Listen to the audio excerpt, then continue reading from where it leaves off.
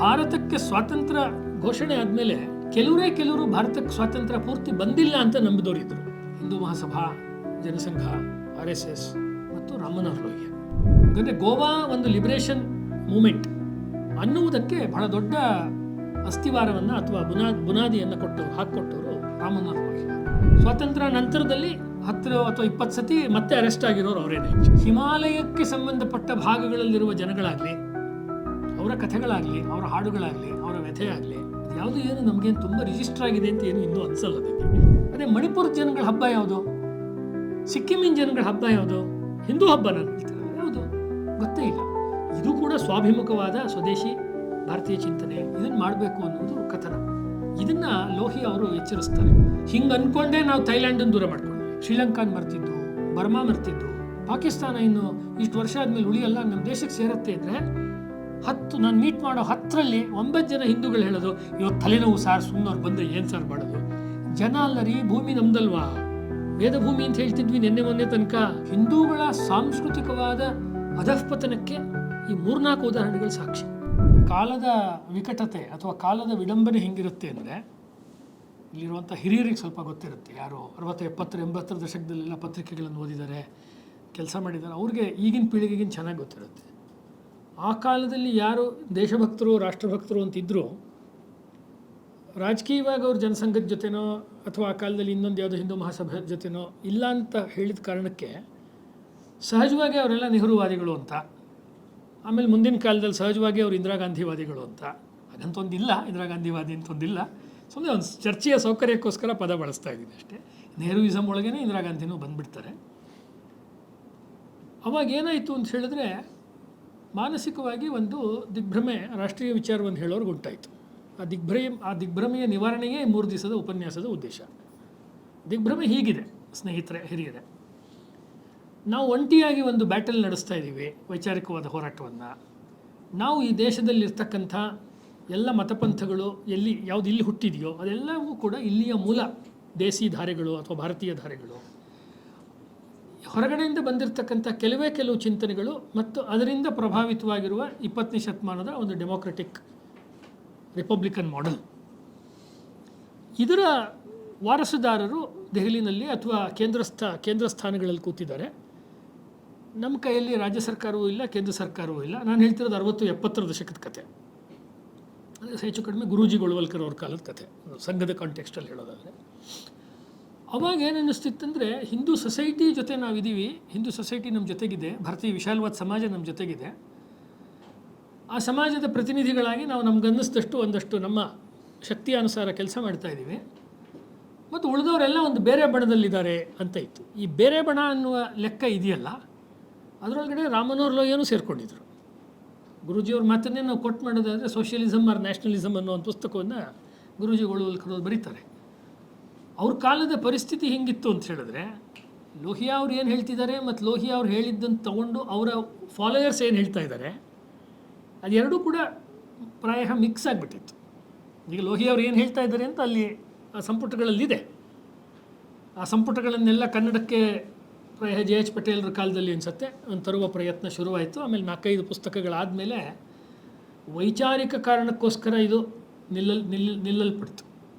ನಾನು ವಿಜಯ ವಾಣಿಯಲ್ಲಿ ಕೆಲಸ ಮಾಡ್ಬೇಕಾದ್ರೆ ನಾನು ಮತ್ತು ನಮ್ಮ ಸ್ನೇಹಿತರಾದ ರಮೇಶ್ ಅವರು, ಈಗ ಅವರು ವಿಕ್ರಮದ ಸಂಪಾದಕರು, ನಟರಾಜ್ ಹುಳಿಯಾರ್ ಅವ್ರನ್ನ ನಾವು ಭೇಟಿ ಮಾಡಿದ್ವಿ. ನೇರ ನಾವು ಸ್ವಲ್ಪ ಸಮಕಾಲೀನ ವಿಷಯಕ್ಕೆ ಬಂದರೆ ಇದಕ್ಕೊಂದು ಮಜಾ ಬರುತ್ತೆ. ವಿಷಯಕ್ಕೆ ಅಂದರೆ ಚರ್ಚೆಗೆ ಒಂದು ಕೇಂದ್ರ ಬರುತ್ತೆ. ಭಾರತೀಯ ಕಥನ ಅಂದರೆ ಯಾಕೆ ನಾವು ವಿಷಯವನ್ನು ಆಯ್ಕೆ ಮಾಡಿದ್ವಿ. ಡಾಕ್ಟರ್ ರಾಮಮನೋಹರ್ ಲೋಹಿಯಾ ಅವರ ಪ್ರಾರಂಭದ ಸಂಪುಟಗಳು ಅಥವಾ ಅವರ ಆರಂಭಿಕ ಚಿಂತನೆಗಳನ್ನು ನೋಡ್ತಾ ಹೋದಾಗ ಅಲ್ಲಿಗೆ ಬರ್ತೀನಿ. ನಾನು ಒಂದು ಪೀಠಿಕಾ ರೂಪದಲ್ಲಿ ಹೇಳ್ತಾ ಇದ್ದೀನಿ.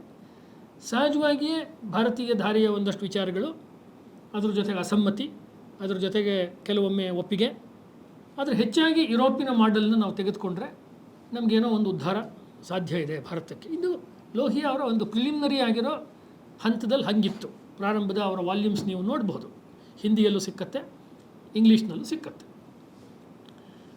ಆಮೇಲೆ ಅವರು ಗಾಂಧಿಯವರ ಸಂಪರ್ಕಕ್ಕೆ ಬಂದ ಮೇಲೆ ದೇಶವನ್ನು ಸುತ್ತಕ್ಕೆ ಶುರು ಮಾಡಿದಾಗ, ಯಾವುದನ್ನು ನಾವು ನಮ್ಮ ವಲಯದಲ್ಲಿ ಸ್ವದೇಶಿ ಅಂತೀವಿ, ಯಾವುದನ್ನ ದೇಸಿ ಚಿಂತನೆ ಅಂತಾರೆ, ಹೆಚ್ಚು ಕಡಿಮೆ ಒಂದೇ ಸುಮಾರಿಗೆ ಬರುವಂಥ ವಿಷಯ. ಅದು ಪೂರ್ತಿ ಒಂದೇ ಅಲ್ಲದೆ ಹೋದರು.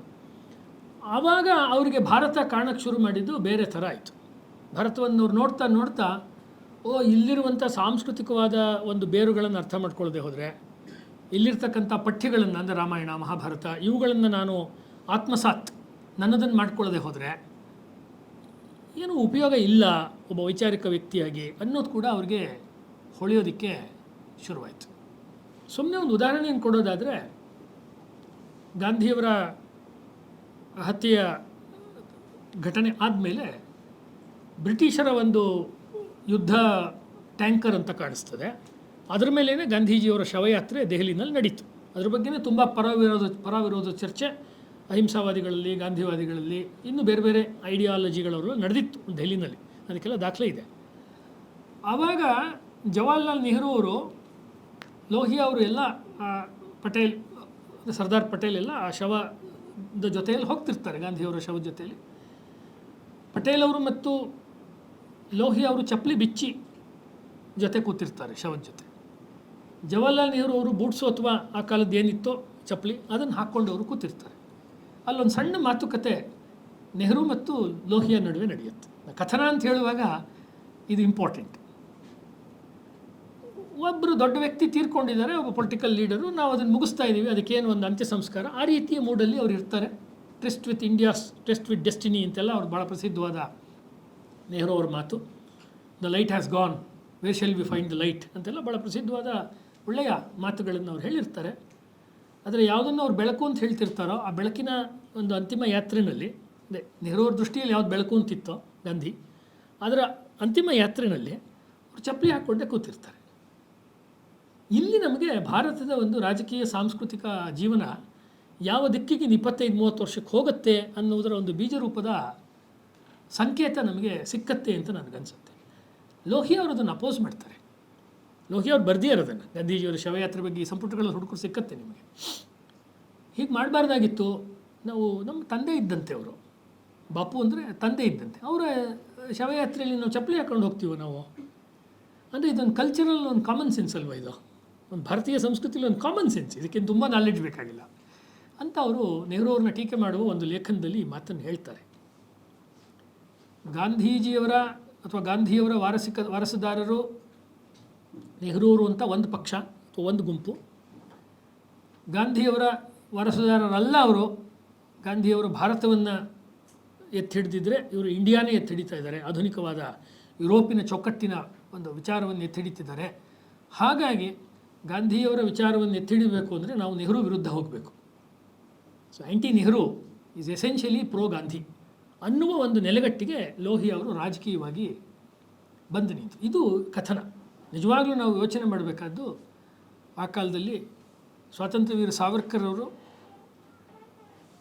ನೆಹರು ಅವರ ವಿಚಾರಧಾರೆಯ ವಿರುದ್ಧ ಇದ್ದರು. ಉದಾಹರಣೆಗೆ 1857ಗೆ 100 ವರ್ಷ ತುಂಬಿದಾಗ ಅದಕ್ಕೊಂದು ಕಮಿಟಿ ಆಗಿರುತ್ತೆ. ಆ ಕಮಿಟಿಗೆ ಸಂಬಂಧಪಟ್ಟಂಥ ಜನಗಳು ಸಾವರ್ಕರ್ ಅವ್ರನ್ನೂ ಭೇಟಿ ಮಾಡ್ತಾರೆ, ನೆಹರೂನು ಭೇಟಿ ಮಾಡ್ತಾರೆ. ನೀವಿಬ್ಬರು ಒಂದೇ ವೇದಿಕೆಯಲ್ಲಿ ಮಾತಾಡಬೇಕು, ನೀವು ಮಾತಾಡ್ತೀರಾ ಅವರು ಮಾತಾಡ್ತೀರಾ ಅಂತ ಹೇಳ್ತಾರೆ. ಸಾವರ್ಕರ್ ಅವರು ಒಪ್ಕೊಳ್ತಾರೆ ಧನಂಜಯ ಕೀರ್ ಬರ್ತಿರೋ ಪ್ರಕಾರ. ನೆಹರು ಅವ್ರ ಹತ್ರ ಹೋದಾಗಿಲ್ಲ, ನಾನು ಇನ್ನೊಂದು ಬೇರೆ ಕಾರ್ಯಕ್ರಮ ಮಾಡ್ತೀವಿ, ಅದರಲ್ಲಿ ನಾವು ಮಾಡ್ಕೊತೀವಿ ಅಂತ ಹೇಳ್ತಾರೆ. ಅಂದರೆ ಅವರು 1857 ಬಗ್ಗೆ ಮಾತಾಡ್ತಾರೆ. ಒಂದು ಸಮಾನಾಂತರವಾಗಿ ಬೇರೆ ರೀತಿ, ಬೇರೆ ಒಂದು ವೇದಿಕೆಯಲ್ಲಿ ಅವರು ಸ್ವಲ್ಪ ದಿನ ಆದಮೇಲೆ ಮಾತನಾಡ್ತಾರೆ. ಹೀಗೆ ಅವರು ನೆಹರು ಅವರು ಏನೇನು ಪಾಲಿಸಿಗಳನ್ನು ಮಾಡ್ತಾಯಿದ್ರು, ಅದು ಯಾವುದೋ ಒಂದು ಬರ್ತೀನಿ ನಾನು, ಅದಕ್ಕೆ ಸಾವರ್ಕರ್ ಅವರು ಖಂಡಿತ ವಿರುದ್ಧ ಇದ್ದರು. ಆದರೆ ಸಾವರ್ಕರ್ ಅವ್ರಿಗೆ ರಾಜಕೀಯವಾದ ಯಾವುದೇ ವೇದಿಕೆ ಇರಲಿಲ್ಲ. ಹಿಂದೂ ಮಹಾಸಭಾ ಅಷ್ಟೊತ್ತಿಗೆ ಅದು ಆಲ್ಮೋಸ್ಟ್ ಡಿಸಾಲ್ವ್ ಆಗೋ ಹಂತಕ್ಕೆ ಬಂದುಬಿಟ್ಟಿತ್ತು. ಭಾರತದಲ್ಲಿ ಇನ್ನೂ ಜನಸಂಘ ಆ ಮಟ್ಟಿಗೇನು ಕಾಣಿಸ್ಕೊಂಡಿರಲಿಲ್ಲ. ಅಂಥ ಸಂದರ್ಭದಲ್ಲಿ ಒಂದು ರೀತಿಯಾಗಿ ನೆಹರು ಅವರು ಯಾವುದನ್ನ ಒಂದು ಪಾಶ್ಚಾತ್ಯ ಮಾದರಿಯ ಅಭಿವೃದ್ಧಿಯ ಕಥನ, ಅಂದರೆ dams are our modern temples, ಅದು ಬಹಳ ಪ್ರಸಿದ್ಧವಾದ ಹೇಳಿಕೆ ನೆಹರು ಅವ್ರದ್ದು. ನಾವೆಲ್ಲ ಚಿಕ್ಕ ಹುಡುಗರು ಸ್ಕೂಲಲ್ಲಿರುವಾಗ ಅದನ್ನೆಲ್ಲ ಹೇಳ್ತಾಯಿದ್ರು.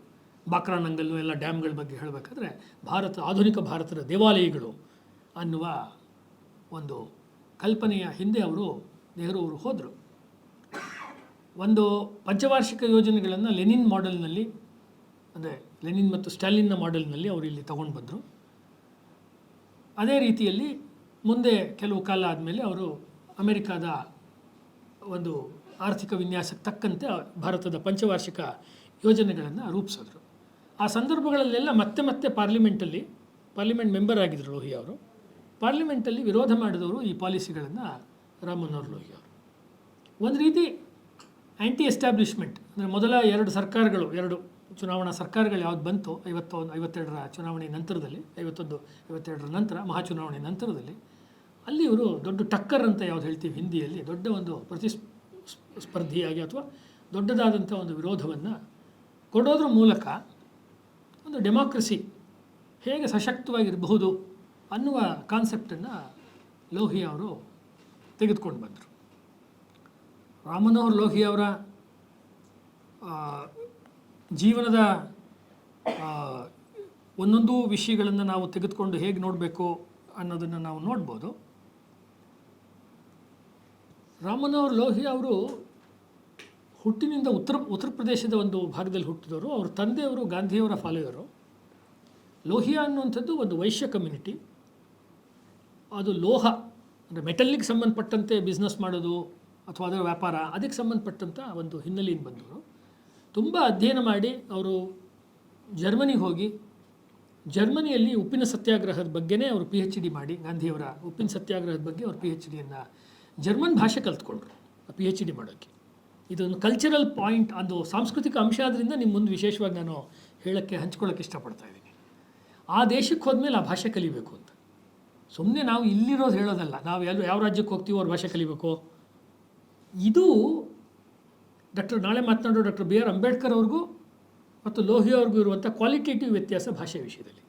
ಅಂಬೇಡ್ಕರ್ ಅವರು ಅವ್ರ PhDಯನ್ನು ಇಂಗ್ಲೀಷ್ನಲ್ಲೇ ಬರೆದರು.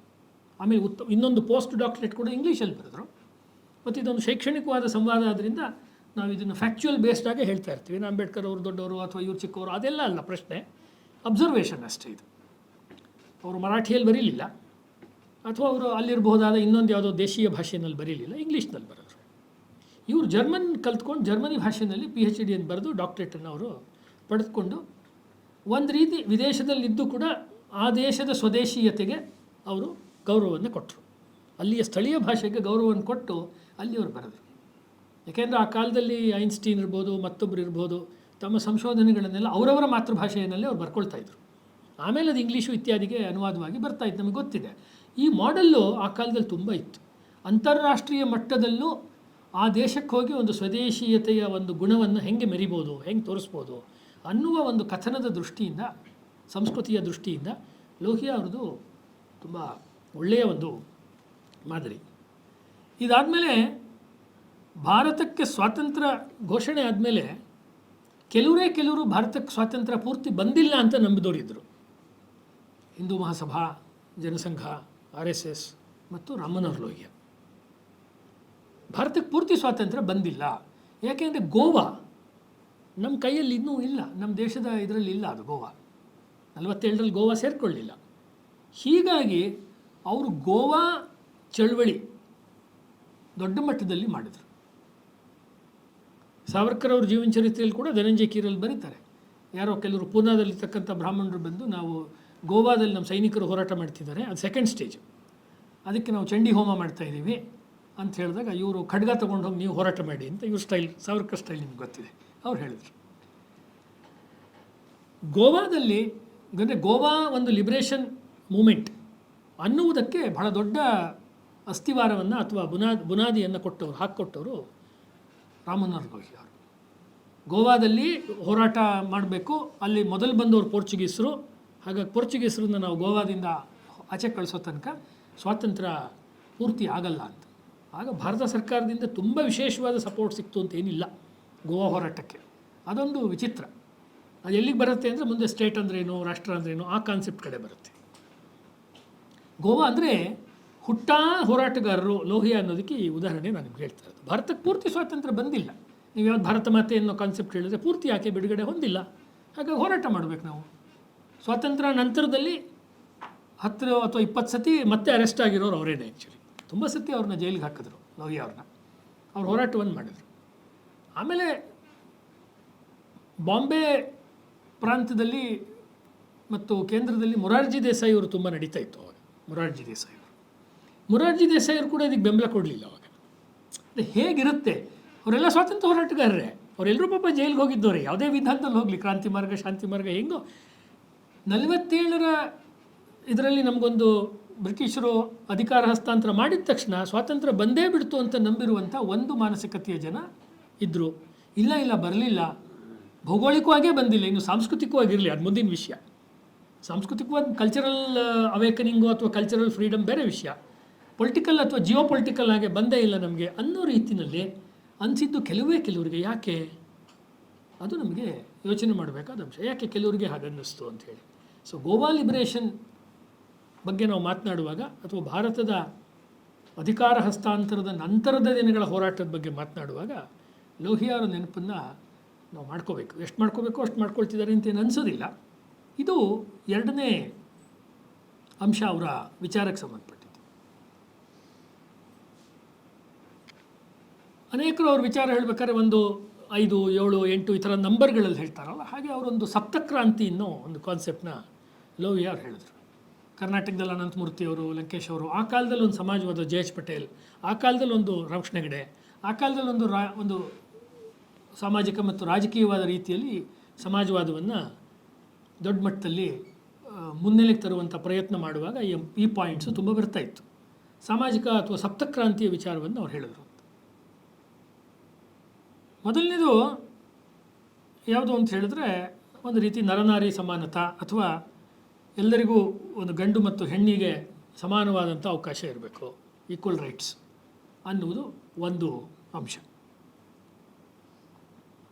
ಅಂದರೆ ಈಗ ಒಂದು ಚುನಾವಣೆ ನಡೀತು ಅಂತ ಹೇಳಿದ್ರೆ ಸೀಟ್ಗಳನ್ನು ಹಂಚಿಕೆ ಮಾಡಬೇಕಾದ್ರೆ ರಾಜಕೀಯ ಪಕ್ಷಗಳು ಎಲ್ಲ ಗಂಡಸರು ಇವರಿಗೆ ಎಷ್ಟು ಜನಕ್ಕೆ ಉಮೇದುವಾರರು ಕೊಡ್ತಾರೋ ಹೆಂಗಸರಿಗೂ ಹೆಚ್ಚು ಕಡಿಮೆ ಕೊಡಬೇಕು. ಈಗ ಆಗದೆ ಹೋದರೆ ಡೆವಲಪ್ ಮಾಡಬೇಕು, ಮುಂದಿನ ಎಲೆಕ್ಷನ್ ಹೊತ್ತಿಗೆ ಹಾಗೆ ಡೆವಲಪ್ ಮಾಡಬೇಕು ಅನ್ನುವ ರೀತಿಯಲ್ಲಿ ಮಾಡಿ, ಅಂತೂ ಈಗ ನಮಗೆ ಲೋಹಿಯಾವಾದಿ ಅಲ್ಲದೇ ಇರೋರು ಕೇಂದ್ರ ಸರ್ಕಾರದಲ್ಲಿರುವಾಗ ರಾಷ್ಟ್ರಪತಿ ಹುದ್ದೆಗೆ ದ್ರೌಪದಿ ಮುರ್ಮು ಅವರು ಬಂದಿದ್ದಾರೆ.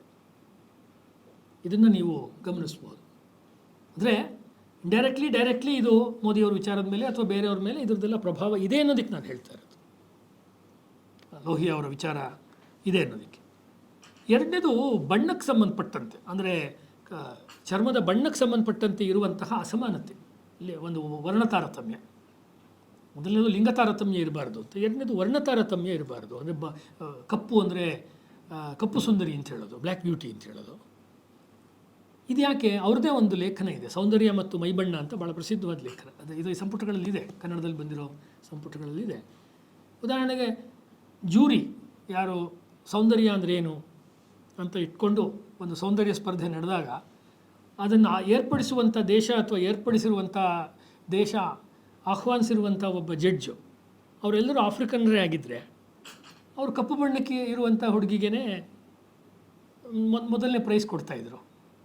ಹಾಗಾಗಿ ಇದೇನು ಸಾಪೇಕ್ಷವಾದಂಥ ಸೌಂದರ್ಯದ ಕಲ್ಪನೆಯ ಹೊರತು ಇದೇನು ತುಂಬ ವಸ್ತುನಿಷ್ಠವಾದ ಸೌಂದರ್ಯದ ಕಲ್ಪನೆ ಅಲ್ಲ ಅಂತ ಬಿಳಿಯರ ಒಂದು ವೈಟ್ಸ್ ಅನ್ನೋರ್ದು ಒಂದು ಸುಪ್ರಿಮೆಸಿ ಇದೆಯಲ್ಲ, ಒಂದು ದೊಡ್ಡ ಒಂದು ಮೇಲರಿಮೆ, ಆ ಮೇಲರಿಮೆಯನ್ನು ಅವರು ಸೌಂದರ್ಯಶಾಸ್ತ್ರದ ಆಧಾರದ ಮೇಲೆ ಅವರು ವಿರೋಧ ಮಾಡಿದರು. ಕರ್ನಾಟಕದಲ್ಲಿ ಅಥವಾ ಭಾರತದ 60-70ರ ದಶಕದ ಹಿಂದಿ ಸಿನಿಮಾದ ಹೀರೋಯಿನ್ಗಳನ್ನು ನೀವು ನೋಡಿದ್ರೆ ಎಲ್ಲರೂ ಕೂಡ ಕಪ್ಪು ಸುಂದರಿ ಇರೋಲ್ಲ, ಅವರು ಸುಂದರಿ ಇರೋ ಅಷ್ಟೇ. ಯಾರೋ ಹೇಮಮಾಲಿನಿ ತನಕ ಅಥವಾ ರೇಖಾ ತನಕ ಯಾರ್ಯಾರ ಹೆಸರುಗಳನ್ನು ನೀವು ಇನ್ನೂ ಹಳೆ ಪೀಳಿಗೆಯವ್ರನ್ನ ತೊಗೋಬೋದು, ಅವರೆಲ್ಲರೂ ಕೂಡ ಹಾಗೇ ಇದ್ದವರು.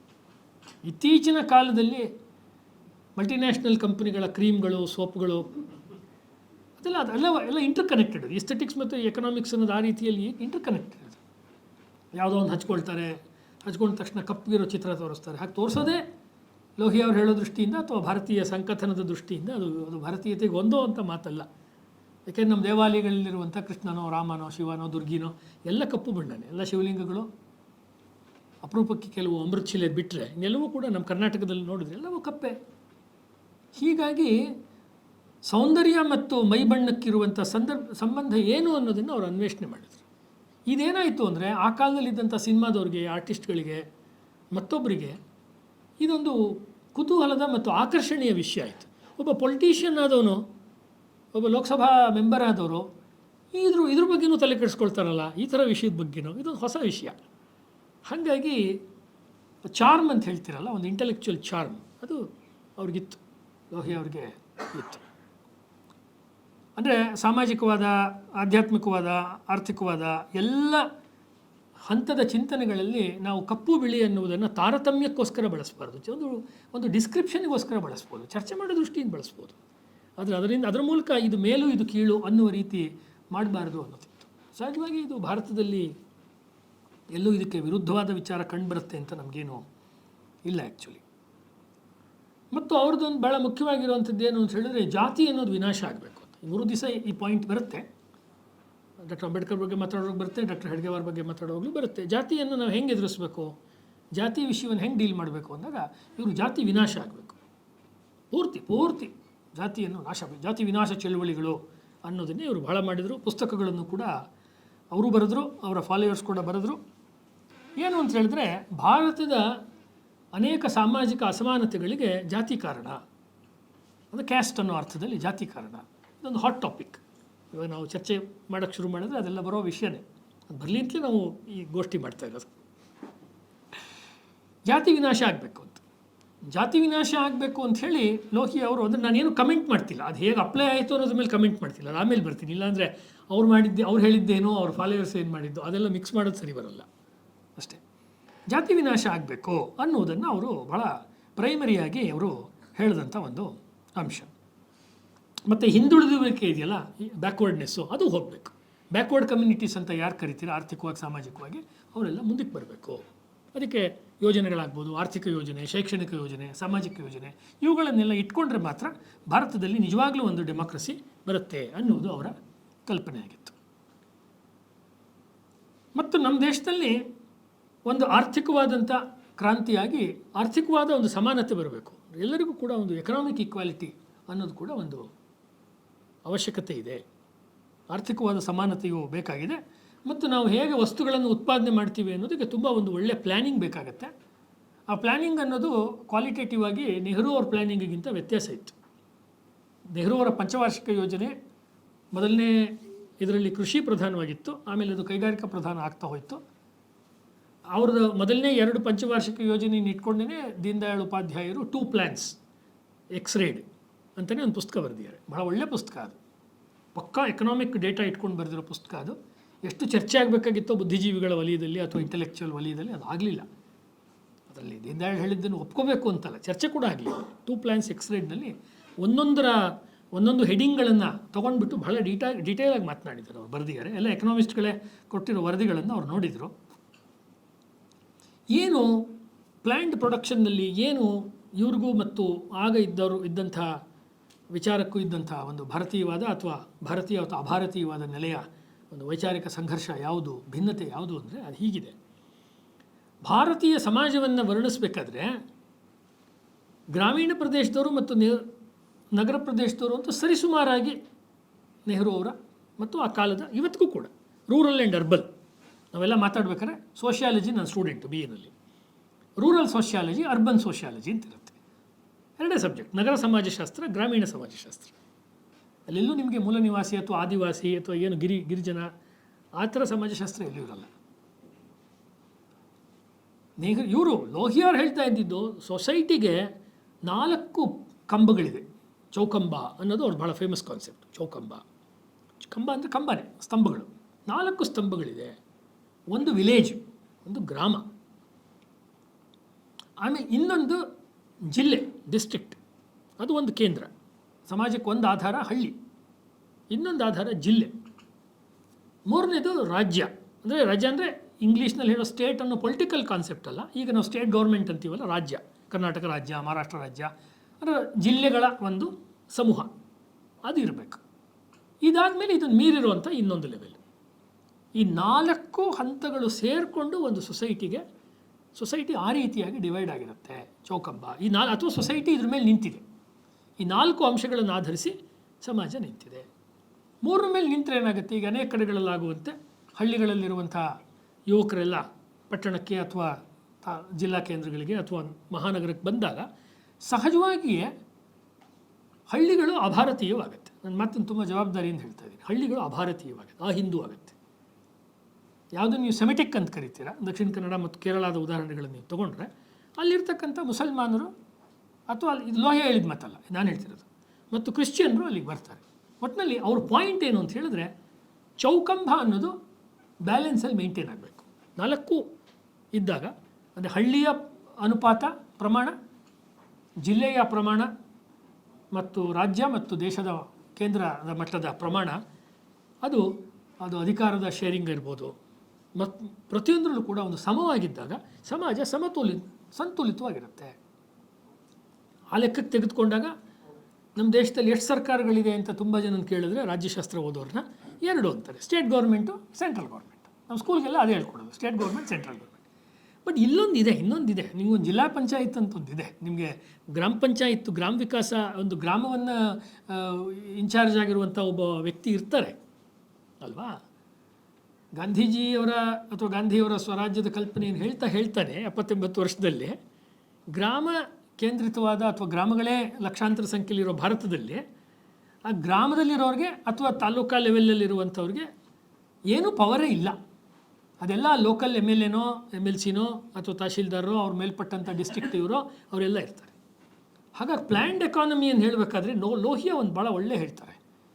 ಈ ಡಿಸ್ಟ್ರಿಕ್ಟ್ ಕಲೆಕ್ಟರ್ ಅಂತಿದ್ದಾರಲ್ಲ, DC, ಡಿಸ್ಟ್ರಿಕ್ಟ್ DM ಅಂತ ಹಿಂದೆ ಡಿಸ್ಟ್ರಿಕ್ಟ್ ಮ್ಯಾಜಿಸ್ಟ್ರೇಟ್, DC ಮತ್ತು ಡಿಸ್ಟ್ರಿಕ್ಟ್ ಮ್ಯಾಜಿಸ್ಟ್ರೇಟ್, ಒಬ್ಬರು ನ್ಯಾಯಾಂಗಕ್ಕೆ ಸಂಬಂಧಪಟ್ಟವರು, ಇನ್ನೊಬ್ಬರು ಆಡಳಿತಾಂಗಕ್ಕೆ ಸಂಬಂಧಪಟ್ಟವರು. ಇದನ್ನು ಅಬಾಲಿಷ್ ಮಾಡಬೇಕು ಅಂತ ಯೋಚನೆ ಮಾಡಿದ್ದು ಭಯಂಕರವಾದ. ನಾವೆಲ್ಲ ನಮ್ಮ ಮಕ್ಕಳುಗಳನ್ನು IAS ಆಫೀಸರ್ ಆಗಬೇಕು, KAS ಆಫೀಸರ್ ಆಗಬೇಕು ಅಂತ ಮಾಡ್ತೀವಿ.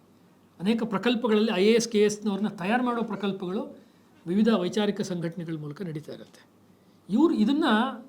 ಇದರದ್ದು ಚಾಪೆ ಎಳೆದು ಬಿಡಬೇಕು ಅಂತ, ಅಂದರೆ ಯಾವುದ್ರ ಮೇಲೆ ನಿಂತಿದೆಯೋ ಅದನ್ನು ಎಳೆದ್ಬಿಟ್ಟು ಬೀಳಿಸ್ಬೇಕಿದ್ನ ಅಂತ. ಇಡೀ ನಮ್ಮ ಬ್ಯೂರೋಕ್ರಸಿ ನಿಂತ್ಕೊಂಡಿರೋದೇನೆ ಈ IAS ಡಿಸ್ಟ್ರಿಕ್ಟ್ ಮ್ಯಾಜಿಸ್ಟ್ರೇಟ್ಗಳು, ಜಿಲ್ಲಾ ನ್ಯಾಯಾಧೀಶರು ಮತ್ತು ಜಿಲ್ಲಾ ಪ್ರಧಾನ ದಂಡಾಧಿಕಾರಿಗಳು ಅವ್ರ ಮೇಲೆ ನಿಂತ್ಕೊಂಡಿದೆ. ಯಾಕೆ ಅಂತ ಹೇಳಿದರೆ it's A colonial hang over ಅಂತ ಹೇಳಿದ್ರು.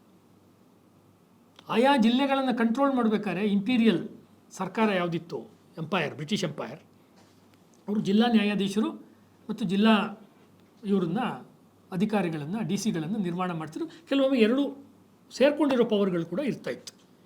ಇವರು ಹಳ್ಳಿಗಳಲ್ಲಿ ಇರುವಂಥ ಸ್ವಾತಂತ್ರ್ಯ, ಸ್ವರಾಜ್ಯ ಅಥವಾ ಅಲ್ಲಿರುವ ಕಲ್ಚರಲ್ ಒಂದು ತುಡಿತಗಳು, ಅದು ಯಾವುದನ್ನು ಎಕ್ಸ್ಪ್ರೆಸ್ ಮಾಡೋಕ್ಕೆ ಬಿಡೋದಿಲ್ಲ ಇವರು ಅದನ್ನು ಕಂಟ್ರೋಲ್ ಮಾಡ್ತಾರೆ ಪ್ರತಿಯೊಂದೂ. ಮತ್ತು ಇವರು ಪರಕೀಯರು, ಆ ಸ್ಥಳೀಯತೆಗೆ ಇವರು ಪರಕೀಯರು ಅನ್ನೋದು ಲೋಹಿಯವರ ವಾದ. ನೀವು ಭಾರತದ ಸರ್ಕಾರಗಳನ್ನು ಅಥವಾ ಆಡಳಿತವನ್ನು ಡಿಸೆಂಟ್ರಲೈಸ್ ಮಾಡಬೇಕಾದ್ರೆ, ಭಾಳ important sentence, underline my words, decentralize ಮಾಡಬೇಕಾದ್ರೆ the major stumbling block is the district administration. ಇದು ಅವ್ರ ವಾದ. ಇದನ್ನು ಎಷ್ಟು ಜನ ಸಮಾಜವಾದಿಗಳು ಒಪ್ಕೊಳ್ತಾರೆ ಅಥವಾ ಬೇರೆಯವರು ಅದೆಲ್ಲ ಮುಂದಿನ ವಿಷಯ, ನಾವು ಅದರ ಅನ್ವಯದ ಭಾಗಕ್ಕೆ ಹೋಗ್ತಿಲ್ಲ, ಅದು ಅವ್ರವ್ರಿಗೆ ಬಿಟ್ಟಿದ್ದು.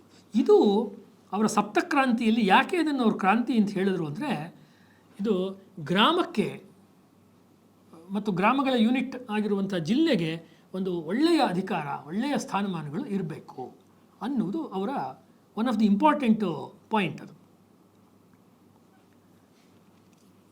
ಆಮೇಲೆ ಸರ್ಕಾರಗಳು ಅಥವಾ ನ್ಯಾಯಾಂಗಗಳು ವ್ಯಕ್ತಿಗಳ ವೈಯಕ್ತಿಕ ಜೀವನದ ಮೇಲೆ ದಾಳಿ ಮಾಡಬಾರ್ದು. ಅವ್ರಿಗೊಂದು ಕಲ್ಚರಲ್ ಲೈಫ್ ಇದೆ, ಅವ್ರಿಗೊಂದು ಸೋಷಿಯಲ್ ಲೈಫ್ ಇದೆ, ಅವ್ರಿಗೊಂದು ಆಧ್ಯಾತ್ಮಿಕವಾದ ಜೀವನ ಇದೆ, ಅವ್ರದ್ದೇ ಒಂದು ಜೀವನ ಇದೆ. ಅದ್ರ ಮೇಲೆ ಸರ್ಕಾರವೇ ನಿಯಂತ್ರಣವನ್ನು ತರೋದಕ್ಕೆ ನೋಡಬಾರ್ದು. ಅಂದರೆ ಸರ್ಕಾರದ ನಿಯಂತ್ರಣ ಕಡಿಮೆ ಇರಬೇಕು ಅಂತ, ಇರಲೇಬಾರ್ದು ಅಂತಲ್ಲ. ಅದೇ ಸರ್ಕಾರ the private life, revolution against unjust invasions of private life, ವ್ಯಕ್ತಿಗಳ ವೈಯಕ್ತಿಕ ಜೀವನದ ಮೇಲೆ ಸರ್ಕಾರಗಳು ಸುಮ್ಮನೆ ಬಂದು ಬಾಯಿ ಹಾಕೋದು, ತಲೆ ಹಾಕೋದನ್ನು ಮಾಡಬಾರ್ದು ಅನ್ನುವುದು ಅವರ ಇದು. ಒಂದು ಥರ ಹೇಳಬೇಕು ಅನ್ನೋದಾದರೆ, ಸ್ಟೇಟ್ ಅಂತ ಇವಾಗ ನಾನು ಬಳಸ್ತಾ ಇರೋದು, ಸ್ಟೇಟ್ ಅಂದರೆ ಒಂದು ಅಥಾರಿಟಿ ಅನ್ನೋ ಅರ್ಥದಲ್ಲಿ. ಇಡೀ ಭಾರತ ಸೇರಿ ಒಂದು ಸ್ಟೇಟ್ ಅಂತ ಕರಿತೀವಲ್ವಾ, ನೇಷನ್ ಸ್ಟೇಟ್ ಅನ್ನೋದ್ರ ಬಗ್ಗೆ ಅವ್ರಿಗೆ ತುಂಬ ತಕರಾರಿತ್ತು. ಅವ್ರಿಗೆ ಈ ಆಧುನಿಕವಾದ ರಾಷ್ಟ್ರ ಕಲ್ಪನೆ ಇದೆಯಲ್ಲ, ಆಧುನಿಕನ ಹೇಳ್ತಿರೋದು, ಆಧುನಿಕವಾದ ಯುರೋಪಿನಿಂದ ಹುಟ್ಟಿದ ರಾಷ್ಟ್ರದ ಕಲ್ಪನೆ, ದೇಶದ ಕಲ್ಪನೆ ಇದೆಯಲ್ಲ, ಇದ್ರ ಬಗ್ಗೆ ಅವ್ರಿಗೆ ತುಂಬ ಸಮಸ್ಯೆ ಇತ್ತು ಅವ್ರಿಗೆ. ಯಾಕೆ ಅಂದರೆ ಇದು ಫೈನಲಿ ಆ ದೇಶದ ಸಾಂಸ್ಕೃತಿಕವಾದ, ಆರ್ಥಿಕವಾದ, ಸಾಮಾಜಿಕವಾದ ಬೇರುಗಳನ್ನು ದುರ್ಬಲ ಮಾಡುತ್ತೆ ಸ್ಟೇಟ್. ಅದರದ್ದು ಭಾಗವಾಗಿಯೇ ಅವರು ಈ ಡಿಸ್ಟ್ರಿಕ್ಟ್ ಅಡ್ಮಿನಿಸ್ಟ್ರೇಷನ್ ಬಗ್ಗೆ ಮಾತಾಡ್ತಾರೆ. ಇನ್ನೂ ಒಂದು ಅವ್ರದ್ದು ಫೇಮಸ್ ಆಗಿರೋ ಲೇಖನ ಇದೆ, ಇಡೀ ಪ್ರಪಂಚವನ್ನೇ ನಾವು ಪಾಸ್ಪೋರ್ಟ್ ಇಲ್ಲದೆ, ಅವ್ರ ದೊಡ್ಡ ಕನಸುಗಳಲ್ಲಿ ಒಂದು ಲೋಹಿಯಾ ಅವ್ರದ್ದು ಮನುಷ್ಯರು ಪಾಸ್ಪೋರ್ಟ್ಗಳಿಲ್ಲದೆ ಜಗತ್ತನ್ನು ಸುತ್ತಾಡಬೇಕು ಅಂತ. ಯಾಕೆಂದರೆ ಹೆಚ್ಚು ಕಡಿಮೆ ಅವ್ರ ಜಗತ್ತನ್ನು ಹೆಂಗೆ ನೋಡ್ತಾ ಇದ್ರು ಅಂತ ಹೇಳಿದ್ರೆ ಸಿವಿಲೈಸೇಷನ್ ಬೇಸ್ಡಾಗಿ ನೋಡ್ತಾಯಿದ್ರು. ನಾಗರಿಕತೆಗಳ ಆಧಾರದ ಮೇಲೆ ನೋಡುವಾಗ ಭಾರತ ಮತ್ತು ಭಾರತಕ್ಕೆ ಸುತ್ತ ಇರುವಂಥ ದೇಶಗಳೆಲ್ಲ ಹೆಚ್ಚು ಕಡಿಮೆ ಒಂದೇ ರೀತಿಯ ನಾಗರಿಕತೆಯ ಕಾಮನ್ ಬೇಸಿಸ್ ಇದೆ. ಏಷ್ಯನ್ ಕಲ್ಚರ್ಸ್ ಅಂತ ಯಾವ್ದು ತೊಗೊಳ್ತೀರಾ, ಯಾರೋ ಬುದ್ಧನ ಪೂಜೆ ಮಾಡ್ಬೋದು, ಯಾರೋ ಇನ್ನೊಬ್ರದ್ದು ಮಾಡ್ಬೋದು, ಅಥವಾ ಒಂದು ಗಿಡ ಪೂಜೆ ಮಾಡ್ಬೋದು, ಮರ ಪೂಜೆ ಮಾಡ್ಬೋದು. ಈ ಒಟ್ಟಿನಲ್ಲಿ ಇದೆಲ್ಲ ಭಾಳ ವ್ಯತ್ಯಾಸ ಇದೆ ಅಂತೇನು ಕಾಣಿಸೋದಿಲ್ಲ. ಹೀಗಾಗಿಬಿಟ್ಟು ನಾಗರಿಕತೆಯ ಆಧಾರವನ್ನು ನಾವು ಇಟ್ಕೊಂಡು ಪ್ರಪಂಚವನ್ನು ಮುನ್ನಡೆಸಬೇಕೇ ಹೊರತು ಇಡೀ ಪ್ರಪಂಚಕ್ಕೆ ಒಂದು ವರ್ಲ್ಡ್ ಗೌರ್ಮೆಂಟ್ ಇರಬೇಕು, ಒಂದು ವಿಶ್ವಸಂಸ್ಥೆ ಅಲ್ಲ, ಒಂದು ವಿಶ್ವ ಸರ್ಕಾರ ಅಂತ ಸುಮ್ಮನೆ ಒಂದು ಇರಬೇಕು.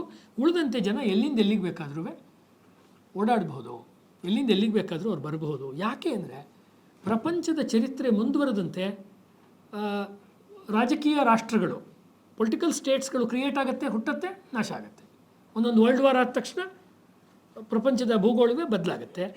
ಆದರೆ ನಿಜವಾಗಲೂ ನಾಗರಿಕತೆ, ನಿಜವಾಗಲೂ ಸಂಸ್ಕೃತಿ ಅಥವಾ ನಿಜವಾಗಲೂ ಒಂದು ಕಲ್ಚರಲ್ ಅಂಶಗಳು ಅಷ್ಟು ಬೇಗ ನೂರಾರು ವರ್ಷಗಳಾದರೂ ಬದಲಾಗೋದಿಲ್ಲ. ಅದನ್ನು ಜನ ಶೇರ್ ಮಾಡ್ತಿರ್ತಾರೆ. We share common culture. ಎಷ್ಟೊಂದು ಸತಿ we will be sharing common past. ಆದರೆ we are divided by different political states, geography. ಇದು ಆಗಿಬಿಟ್ಟಾಗ ಅಂತಾರಾಷ್ಟ್ರೀಯವಾದಂಥ ಗಲಾಟೆಗಳಿಗೆ, ಇಂಟರ್ನ್ಯಾಷನಲ್ ಕಾನ್ಫ್ಲಿಕ್ಟ್ ಆಗೋದು ಯಾಕೆ ಅಂತ ಹೇಳಿದ್ರೆ we are considering the political state as more important than the cultural aspects. ಇದು ಅವರು ಹೇಳ್ತಾ ಇದ್ದಾರೆ. ಸರಿಸುಮಾಗಿ ಕಲ್ಚರಲ್ ನ್ಯಾಷನಲಿಸಮ್ ಅಂತ ಹೇಳ್ಬೋದಾದ ಅಂಶಕ್ಕೆ ತುಂಬ ಹತ್ತಿರ ಬರ್ತಾರೆ. ಸಾಂಸ್ಕೃತಿಕ ರಾಷ್ಟ್ರೀಯತೆಯ ಅಂಶಕ್ಕೆ ಅವರು ಹತ್ತಿರ ಬರ್ತಾರೆ. ಈ ಕಾರಣಕ್ಕೋಸ್ಕರವೇ ಲೋಹಿಯಾ ಅವರು ಈ ಸಪ್ತಕ್ರಾಂತಿಯ ಈ ವಿಚಾರವನ್ನು ಹೇಳ್ತಾರೆ. ಆಮೇಲೆ ಅವರಿಗೆ ಕೊನೆಯದಾಗಿ ಸತ್ಯಾಗ್ರಹವನ್ನು, ಗಾಂಧಿಯವರ ಪ್ರಭಾವ ಇದ್ದಿದ್ದರಿಂದ ಸತ್ಯಾಗ್ರಹವನ್ನು ಒಂದು ಅಸ್ತ್ರವಾಗಿ ನಾವು ಬಳಸ್ಕೊಂಡು ನಾವು ಸಮಾಜದಲ್ಲಿ ಬದಲಾವಣೆಯನ್ನು ತರಬಹುದು. ಗೋವಾ ಹೋರಾಟದಲ್ಲಿ ಕೂಡ ಅವರು ಸತ್ಯಾಗ್ರಹವನ್ನೇ ಬಳಸಿದ್ರು, ಅವ್ರನ್ನ ಜೈಲಲ್ಲಿ ಇಟ್ಟರು, ಹಿಂಸೆಗೆ ಒಳಪಡಿಸಿದ್ರು, ಎಲ್ಲವನ್ನು ಅವರು ಮಾಡಿದರು. ಪ್ರಾರಂಭದಲ್ಲಿ ಅವರು ಪೂರ್ಣ ಪ್ರಮಾಣದಲ್ಲಿ ಅಲ್ಲದೆ ಹೋದರೆ 1942ನಲ್ಲಿ ನಡೆದಂಥ ಕ್ವಿಟ್ ಇಂಡಿಯಾ ಹೋರಾಟದಲ್ಲಿ ಸಹಜವಾಗಿ ಆ ಹೋರಾಟ ಒಂದು ಸ್ವಲ್ಪ ಅದು ಹಿಂಸಾತ್ಮಕವಾಗಿ ಅದು ತಿರುಗ್ತು. ಆ ಸಂದರ್ಭದಲ್ಲಿ ಅವರು ಜಯಪ್ರಕಾಶ್ ನಾರಾಯಣ್ ಎಲ್ಲ ಒಟ್ಟಿಗೆ ಇದ್ದರು. ಅದಾದಮೇಲೆ ಅವ್ರಿಗೂ JP ಅವ್ರಿಗೂ ವ್ಯತ್ಯಾಸ ಬಂತು. ಬರ್ತಾ ಜಯಪ್ರಕಾಶ್ ನಾರಾಯಣೇ ಒಂದು ದಿಕ್ಕಿಗೆ ಹೋದರು, ನರೇಂದ್ರ ದೇವೇ ಒಂದು ದಿಕ್ಕಿಗೆ ಹೋದರು, ಲೋಹಿಯಾ ಅವರೇ ಒಂದು ದಿಕ್ಕಿಗೆ ಹೋದರು. ಆದರೆ ದೊಡ್ಡ ಸ್ಕಾಲರ್ ಆಗಿ ಬೆಳಿಬೋದಾಗಿದ್ದವರು ನರೇಂದ್ರ ದೇವರಂತೆ ಆ ಭಾಗವನ್ನು ಕೈಬಿಟ್ಟು ಹೆಚ್ಚು ಜನಗಳ ಜೊತೆಯಲ್ಲೇ ಓಡಾಟ ಮಾಡುವಂಥದ್ದು, ಸಮಾಜದ ಜೊತೆಯಲ್ಲೇ ಕಲಾವಿದರಿರ್ಬೋದು, ಸಾಹಿತಿಗಳಿರ್ಬೋದು, ಸಾಮಾನ್ಯ ಅದರ ಜೊತೆಯಲ್ಲೇ ಲೋಹಿಯಾ ಅವರು ಇದ್ದುಕೊಂಡು ತಮ್ಮ ಜೀವನವನ್ನು ಅವರು ಮುಂದುವರಿಸಿದ್ರು. ಇದು ಲೋಹಿಯಾ ಅವರ ಬಹಳ ಇಂಪಾರ್ಟೆಂಟ್ ಆದಂಥ ಎರಡು ಅಂಶಗಳು. ಒಂದು ಸಪ್ತಕ್ರಾಂತಿಯ ವಿಚಾರ, ಎರಡನೇದು ಅವರ ಚೌಕಂಬ. ಅದನ್ನು ಹೇಳೋದಾದರೆ ವಿಲೇಜ್, ಒಂದು ಹಳ್ಳಿ, ಒಂದು ಜಿಲ್ಲೆ, ಒಂದು ರಾಜ್ಯ ಮತ್ತು ಒಂದು ಕೇಂದ್ರ, ಈ ನಾಲ್ಕು ಇದೆ ಅಲ್ವಾ. ಈ ನಾಲ್ಕು ಕೂಡ ಅದರದ್ದೇ ಆಗಿರುವಂಥ ಸ್ವಾಯತ್ತತೆ ಇರಬೇಕು. ರಾಜ್ಯಗಳು ಸ್ವಲ್ಪ ವಿಮರ್ಶಾತ್ಮಕವಾಗಿ ಮುಂದುವರಿದ್ದಾರೆ. ರಾಜ್ಯ ಸರ್ಕಾರಗಳು, ಕೇಂದ್ರ ಸರ್ಕಾರ ನಮ್ಮ ಮೇಲೆ ಪರಮಾಧಿಕಾರವನ್ನು ಉಂಟು ಮಾಡ್ತಾ ಇದೆ, ನಮ್ಮದೊಂದು ಫೆಡರಲ್ ಸ್ಟ್ರಕ್ಚರ್ ರಾಜ್ಯ ದೇಶ ಅಂತ ಅವ್ರು ಸಂವಿಧಾನದಿಂದ ಕೋಟ್ ಮಾಡ್ತಾನೆ. ಜಿಲ್ಲೆಗಳು ಹಾಗೆ ಅಲ್ವಾ, ಜಿಲ್ಲೆಗಳಿಗೊಂದು ಅಟಾನಮಿ ಬೇಡವಾ? ಜಿಲ್ಲೆಗಳು ಫೆಡರಲ್ ಸ್ಟ್ರಕ್ಚರ್ ಒಳಗೆ ಬರುತ್ತಲ್ವಾ? ಅಥವಾ ಜಿಲ್ಲೆಯಲ್ಲಿ ಕೂತ್ಕೊಂಡಿರುವಂಥ ಜನ ಒಂದು ತಾಲೂಕಿನಲ್ಲಿ ಅಥವಾ ಹಳ್ಳಿಯಲ್ಲಿರೋರಿಗೆ ಕೂಡ ನಮ್ಮ ಊರಿಗೆ ಏನು ಬೆಳೆ ಬೇಕೋ, ಯಾವ ರಸ್ತೆ ಬೇಕೋ ಅಥವಾ ಏನು ಬೇಕೋ ಅನ್ನೋದನ್ನು ನಿರ್ಧಾರ ಮಾಡೋದಕ್ಕೆ ನಾವು ಅವ್ರಿಗೇನು ಬಿಡ್ತಾನೇ ಇಲ್ಲ. ಅದನ್ನು ಇವರೇ ಡಿಸೈಡ್ ಮಾಡ್ತಾಯಿದ್ದಾರೆ. ಹೀಗೆ ಅಂದರೆ ಇವ್ರು ಹೇಳ್ತಾ ಇದ್ದಿದ್ದು ಬಾಟಮ್ ಟು ಟಾಪ್ ಅಪ್ರೋಚ್, ಬೇರ್ನಿಂದ ಕಾಂಡದ ತನಕ ಹೋಗುವಂಥ, ಗಿಡದ ಎಲೆ ತನಕ ಹೋಗುವಂಥ ಒಂದು ಸಹಜವಾದ ನೈಸರ್ಗಿಕವಾದಂಥ ಒಂದು ವಿಧಾನ. It's an organic growth. ಒಂದು ಗಿಡ ಬೆಳಿಬೇಕಾದ್ರೆ ಬುಡದಿಂದ ಮೇಲಕ್ಕೆ ಬೆಳೆಯುತ್ತೆ, ಅದು ಅವಾಗ ಬೇರೆ ಆಳಕ್ಕೆ ಹೋಗ್ತಾ ಹೋಗುತ್ತೆ. ನಮ್ಮ ದೇಶದಲ್ಲಿ ಮಾಡಿದ್ದು ನೆಹರು ಕಾಲದಿಂದ ಹಿಡಿದು ಆಮೇಲೆ ಅನೇಕ ಕಾಲಗಳ ತನಕ ಮೇಲ್ಗಡೆಯಿಂದ ಈ ಎಲೆಗೆ ನೀರು ಹಾಕಿದಂಗೆ, ಈ ಗಿಡಕ್ಕೆ ನೀರು ಹಾಕೋದಲ್ಲ, ಎಲೆಗೆ ನೀರು ಹಾಕಿದ್ರೆ ಗಿಡ ಬೆಳೆಯಲ್ಲ, ಬೇರೆಗೆ ನೀರು ಹಾಕಬೇಕು.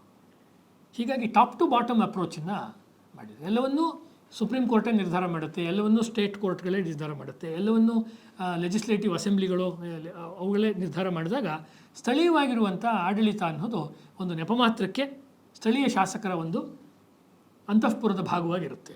ಲೋಹಿಯಾ ಅವ್ರದ್ದೇ ಒಂದು ಉಗ್ರವಾದ ಮಾತನ್ನು ಬಳಸಿ ಹೇಳೋದಾದರೆ ಇದು ಚೌಕಂಬ ಆಗಲೇ ಇಲ್ಲ.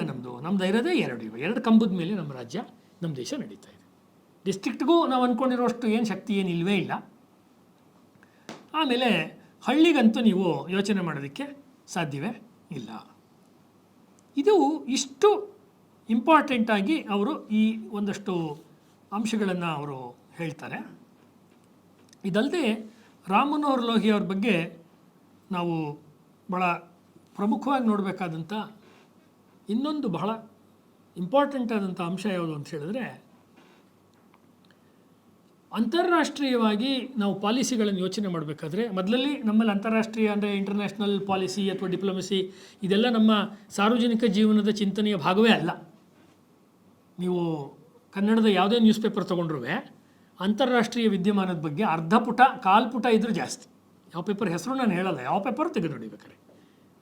ಇಂಗ್ಲೀಷ್ ನ್ಯೂಸ್ ಪೇಪರ್ಗಳನ್ನು ತೆಗೆದ್ರೆ ತಕ್ಕಮಟ್ಟಿಗೆ ಆದ್ರೂ ಇಂಟರ್ನ್ಯಾಷನಲ್ ಅಫೇರ್ಸ್ ಬಗ್ಗೆನೇ ಸಾಕಷ್ಟು. ಇಂಟರ್ನ್ಯಾಷನಲ್ ಅಂದರೆ ಪುಟಿನ್ ಏನು ಮಾಡಿದ್ದು ಅಥವಾ ಇನ್ನೊಬ್ಬರು ಬೇರೆ ದೇಶದವ್ರು ಮಾಡ್ತಿರೋದಲ್ಲ, ನಮ್ಮ ದೇಶದ ಅಂತಾರಾಷ್ಟ್ರೀಯವಾದ ಹೆಜ್ಜೆಗಳು, ಭಾರತ ಸರ್ಕಾರ ಅಥವಾ ಭಾರತೀಯರು ಏನು ಮಾಡ್ತಿದ್ದಾರೆ ಅಂತಾರಾಷ್ಟ್ರೀಯವಾಗಿ ಅನ್ನೋದು ನಮಗೆ ಇಂಪಾರ್ಟೆಂಟ್ ಆಗಬೇಕಾಯ್ತು. ಆ ಕಾಲದಲ್ಲಿ ಈ ಥರದ ಒಂದು ಭಾರತ ಕೇಂದ್ರಿತವಾದ ಅಂತಾರಾಷ್ಟ್ರೀಯ ವಿದ್ಯಮಾನಗಳನ್ನು ವಿಶ್ಲೇಷಣೆ ಮಾಡುವ ಒಂದು ವಿದೇಶಾಂಗ ನೀತಿ ಅನ್ನೋದು ಭಾರತಕ್ಕೆ ಇರಲೇ ಇಲ್ಲ. ಇದು ಡಿಬೇಟಬಲ್ ಪಾಯಿಂಟ್ ಆದರೂ ನಾನು ಹೇಳ್ತಾ ಇದ್ದೀನಿ.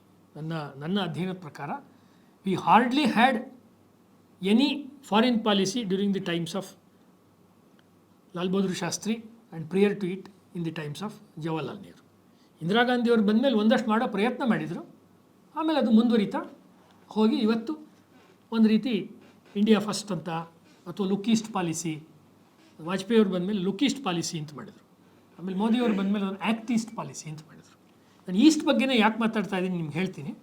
ಮರೆಯೋಕ್ಕೆ ಮುಂಚೆ ನಿಮ್ಗೊಂದು ಪಾಯಿಂಟ್ ಹೇಳಬೇಕಂದ್ರೆ, ಅವರು ವಿದೇಶದ ಪ್ರವಾಸವನ್ನು ಮಾಡಿದ್ರು, ಅಮೆರಿಕಾ ಲಂಡನ್ ಎಲ್ಲ ಅನೇಕ ಸತಿ ಹೋಗಿ ಬಂದರು. ಕೆಲವು ಸತಿ ಅವ್ರು ಹೋದಾಗ ಅವ್ರು ಯಾರ್ಯಾರನ್ನು ಮೀಟ್ ಮಾಡಿದ್ರು ಏನೇನು ಅನ್ನೋದೆಲ್ಲ ಒಳ್ಳೆ ಚೆನ್ನಾಗಿ ದಾಖಲಾಗಿದೆ.